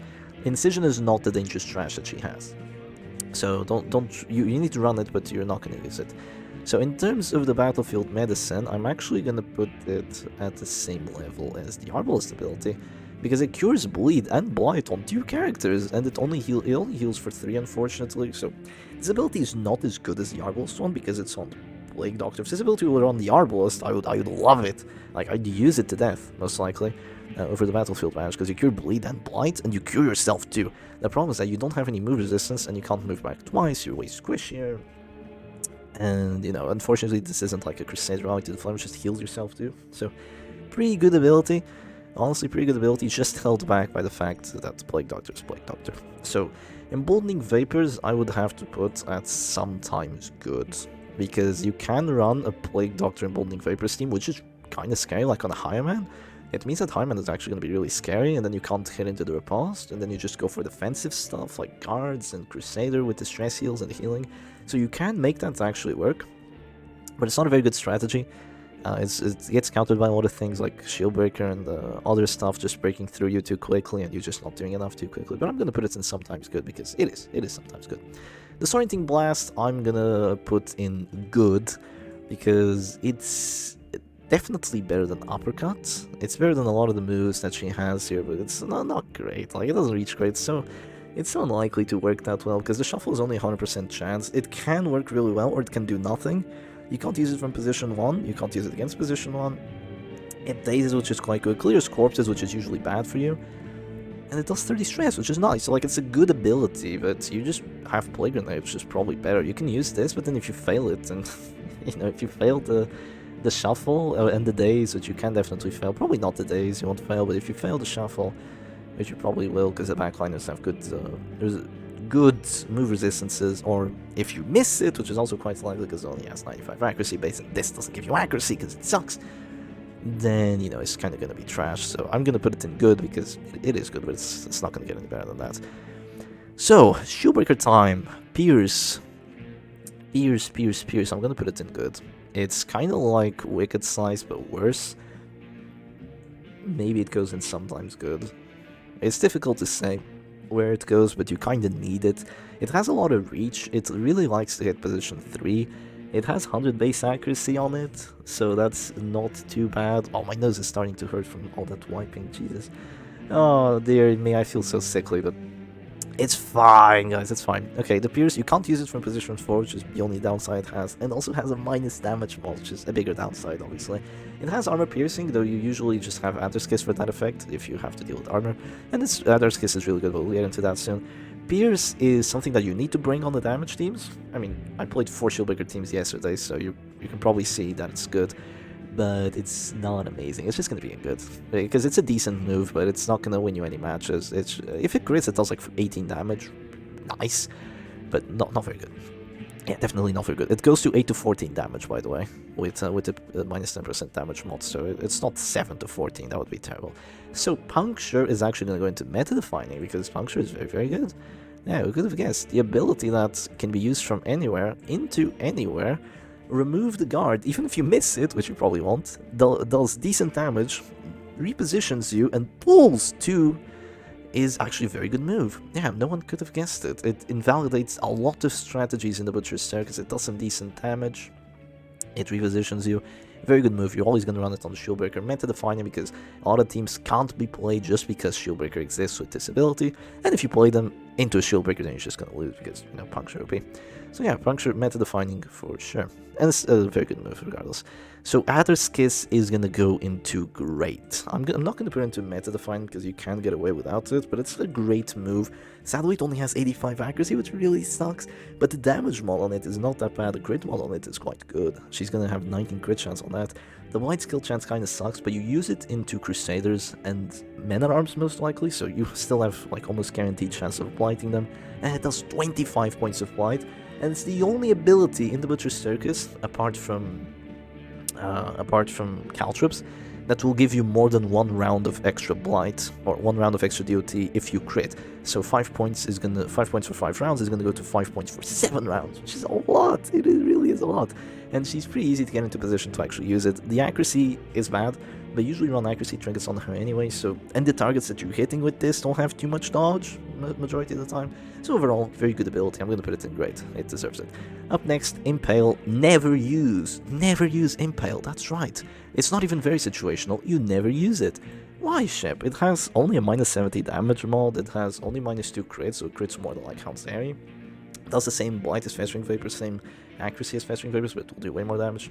The reason you don't do this is because you can't spam it, for starters, because you will be in position 1, then you use it, then you go back. It doesn't synergize well with any team, because Stress Shieldbreaker kind of sucks, and that's like when you usually do AoEs. If you go into a damage Shieldbreaker team, you don't want to do this, because you're not progressing your win condition, which is actually getting a kill. You know, it just doesn't really do too much for you. It's not like a Materia Passage or something, and you can go with trinkets for it, so like Viper Spirit Tip, but then you're just gonna get stunned, and you're even more useless than you'd be otherwise. And it doesn't do any stress, which really sucks. It's not even near as good to the other AoEs, because it doesn't do any stress. Like, it doesn't do near enough damage to justify it. It rarely crits. Bad accuracy, bad trinketing, because you almost always need to run dodge, and if you're not running dodge, you almost always need to run either Eerie Eye, which is really cool and counter picky, or you run Retiaris Net because you want to pull the puncture. So overall, Impale, you're never going to use it, unfortunately. Expose is a bit better. Expose is definitely a bit better. I'm going to put it in good. Not great, but good. It's a good ability. It can reposition you, which is my favorite use of it. It has decent accuracy base. It does some okay-ish damage. It de-stealths, which is nice. It applies crits received, which is also quite nice. It applies strength, which is also quite nice. And it has very nice crit chance. It hits from positions 1, 2, 3 to 1, 2, 3. So overall, very nice ability. But unfortunately, the one downside that it does have is that it just doesn't really do that much damage. And stress shield breakers aren't that good anyway, so you can put this in the stress team, but you're kind of going to be lacking, because only 20 stress, even if you count the crits, it's... there's way better options than this. But overall, very good move to reposition yourself. It's going to be around a lot of the times, and decent accuracy, and like a lot of other abilities that are over here, so nice move. I'm going to put it in good, which is where I put it, yeah. It's going to go in good along with Pierce. So Captivate is going to go into very situational. The only reason I'm not putting it in do not use is out of respect for Flazen, because he says it's like amazing. I don't think it's amazing. Also out of respect for Winter Blitz, she says it's amazing. I don't think it's amazing either, but because his ability has 80 accuracy base, a worse damage mod than Captivate, or rather worse damage mod than Adder's Kiss. The crit mod is decent, but not amazing. The Blight is 4x4, which is good. It's better than if it bleeds. It dazes, but she doesn't have any trinketing for dazing. It doesn't really do that much blight as much as you would want it to anyway. The accuracy sucks. You can use it to stay in positions 2 or 3, but I'd so much rather have Adder's Kiss. Like, it's crazy how much I prefer having Adder's Kiss over this. That 80 accuracy, oh. And the days being only 100, like, you're never ever ever gonna run Brass Knuckles on her. So the only characters that you really want to daze with this are like Crusaders, which have an 80 to do that, or the Bounty Hunter, which you have a 50-50 of getting it. So Captivate, very, very situational. I wouldn't use it, there's just better options for her. Serpent Sway is going to go into great. Not quite meta-defining, because, you know, it's a defensive move. It's kind of meta-defining, Like, kinda, but it's only great. You know, it's only great. Yeah, it's just only gonna be great here. It's not as good as any of these moves. It's a decent defensive move, but your opponent can kind of just ignore you. Even if you do this, you can kind of put 4 characters where, you know, they can't really ignore all of them. That's kind of what you do. But Serpent Sway, it gives you 15 dodge, doesn't give you speed like in the base game, which is just horrid. It gives you 2 blocks and gives you 15 dodge for 3 turns, which I believe actually lasts 3 turns. So it's 4, but then it turns into 3, so it gives you a lot of dodge, and you can use it twice. Now, sadly, you won't give yourself 4 blocks if you use it twice in a row, but because that would be broken. You just refresh your blocks up to 2, but I mean, that's more than fine, honestly. The only problem this ability has is that it can't be used in position 4. So you're gonna run into some very odd situations where you really want to use it while you're in position 4, because you're like in 2 and you got slammed to 0, and now you're in 4. But you're not gonna be able to do it. So there are gonna be some weird situations, and there are gonna be some situations where this ability takes like a lot of skill and a lot of knowledge to use, because you need to figure out, well, can my opponent actually kill me here? What moves are they planning? Do I really have to drop Serpent Sway? How bad is it gonna be if I don't go on the aggression here? So the Shieldbreaker is actually like kind of a very skillful character in terms of what you need to trinket her for, and trinket and choose your abilities very well, and when you use them too. So yeah, very cool character. Serpent Sway is going to go into great because it is a great defensive move. And now we are nearing the end. Only the vessel remains. Mace Smash, very situational. Ship, it sucks. Mace Smash sucks, doesn't it? I mean, you have Purgation Talents, man. I mean, look at that. Plus 25% damage, melee skills, 12 accuracy. I mean, it doesn't look too bad. Yeah, it dazes as well, which is actually quite cool. The problem is that it only has a 90 accuracy mod. Like, it actually hurts more than you'd imagine.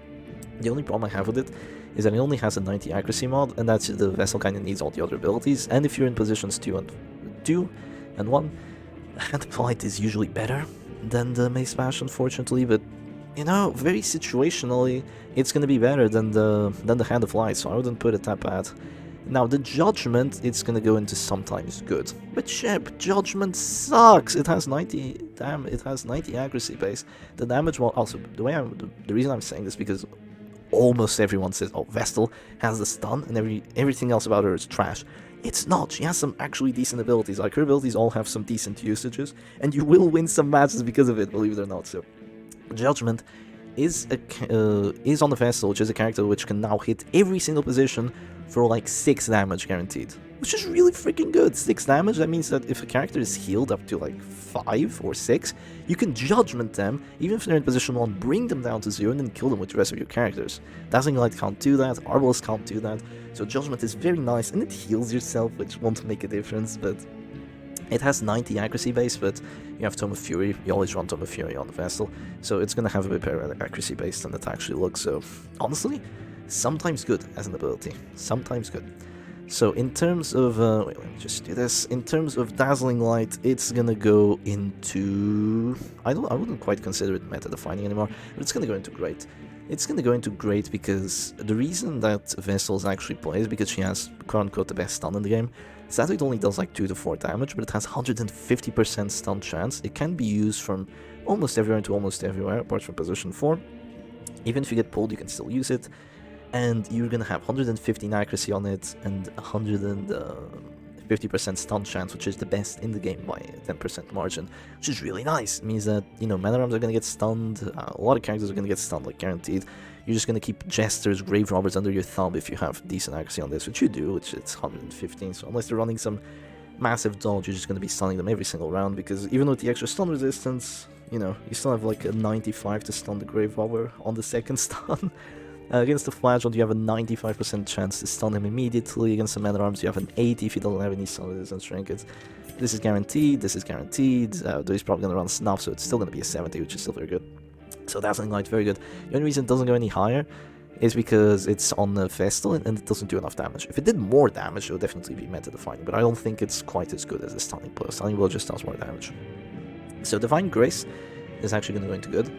But Shep, Divine Grace kinda sucks. You have Comfort, you heal everyone out of this storm. Yeah, but Divine Grace clears Horror.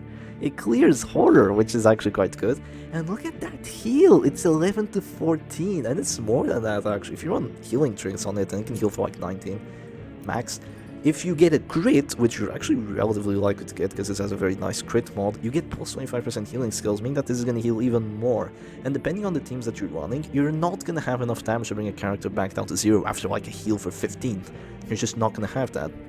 At least not reliably, at the very least. So this heal, actually really freaking good, can be a game changer. Unfortunately, only usable from positions 3 and 4, but very, very good, and I definitely recommend bringing it. I'd say it's, where did I put it? Good? Yeah, it's not very good, obviously, but it's good. Yeah, it's good. I wouldn't say it's like at Arbalest heal level, because Arbalest clears bleeds, but, I mean, is it great? Nah, it's not that great. I mean, it's kinda great. It is kinda great. It's so underrated. Yeah, it really is so underrated, but I don't think it's that great. I'm gonna put it that good. Yeah, it's not that amazing. Most of the time, she's gonna get killed before she's able to use this. And even if she doesn't get killed, your opponent's gonna have like an Arbalest or just way too much DOT, so it's not gonna be enough. But sometimes, just like Judgment, sometimes it's so good. So Divine Comfort is gonna go into the exact same spot. It's gonna go into good. It's not that amazing, like against AoE teams, you'd imagine it to be very good, but they're gonna do DOT to you, they're gonna do stress to you, and it's not gonna be that amazing. And against damage teams, it can be quite nice to have that Divine Comfort, so it's just a good ability. It just heals your party for a little bit. Pretty decent. Illumination is unfortunately gonna have to go into very situational. I must say, Illumination has won me a match in the past, a tournament match, because it synergizes really well to Tome of Fury. If you go to positions 1, 2, 3, you will have 115 accuracy on it, you'll have 140% debuff skill chance, and you will have minus 30 dodge on your enemy's characters with a D stealth, which hits every position, by the way. I just realized that. And unfortunately, his ability can't crit. That's kind of like the biggest problem that it has, but it also does 10 stress, which is nice. You have 8 stress here, 10 stress here, which can definitely make a difference. So, very situational because you just have better stuff. But it's not a bad ability, it's your last ability. It's the one I'd bring if I were playing a Stress Vestal. The Stress Vestal kind of sucks, so I'd probably not bring it anyway, so I'm going to put it in very situational. Hand of Light is going to go into sometimes good, kind of like the Judgment. You have to bring it, obviously, or bring it or Mace Flash, or you don't. You can bring Vessel like this, which is what I'm actually doing these days, because she's probably going to get focused first, and if she isn't focused first, she's going to win the match before she's the last character standing. But Hand of Light gives you 90 accuracy base, which is going to be more because it's a Tome of Fury, decent damage, buffs, it buffs up your damage each and every time you use it, it hits up to position 3, so you're actually going to be doing some decent damage with this if they put your Vessel in position 1, so that is something that you can look for. If you don't like Judgment, you can do this. This used to be the setup for the Vessels, and it's decent, it's genuinely decent, so I'm going to put it at sometimes good. And that is it, ladies and gents, that is the tier list. So meta defining, we have 1, 2, 3, 4, 5, 6, 7, am I recording? Yes. 4, 5, 11, 16, I cannot do math, I'm way too sickly for this, but yeah. Overall, the abilities are very well spread out. I'm gonna zoom out a bit, just so we can take an entire screenshot. Actually, zoom back in a little. And is that the entire screenshot? God damn it, okay, it's gonna have to be at 50, unfortunately, but yeah. That is the Butcher Circus ability tier list. It doesn't matter if this ability is here and this ability is here, by the way, they're all the same level. Though I do consider some of them better than the others, I'm not gonna bother with like, oh, this one is like slightly better than this one. I'm not gonna do that. This is A tier, B tier, C tier, D tier, and do not use. So yeah, what abilities do not use? Do not use them, for sure. But anyway, hope you all enjoyed today's video, and I'll see you again another time. Cheers!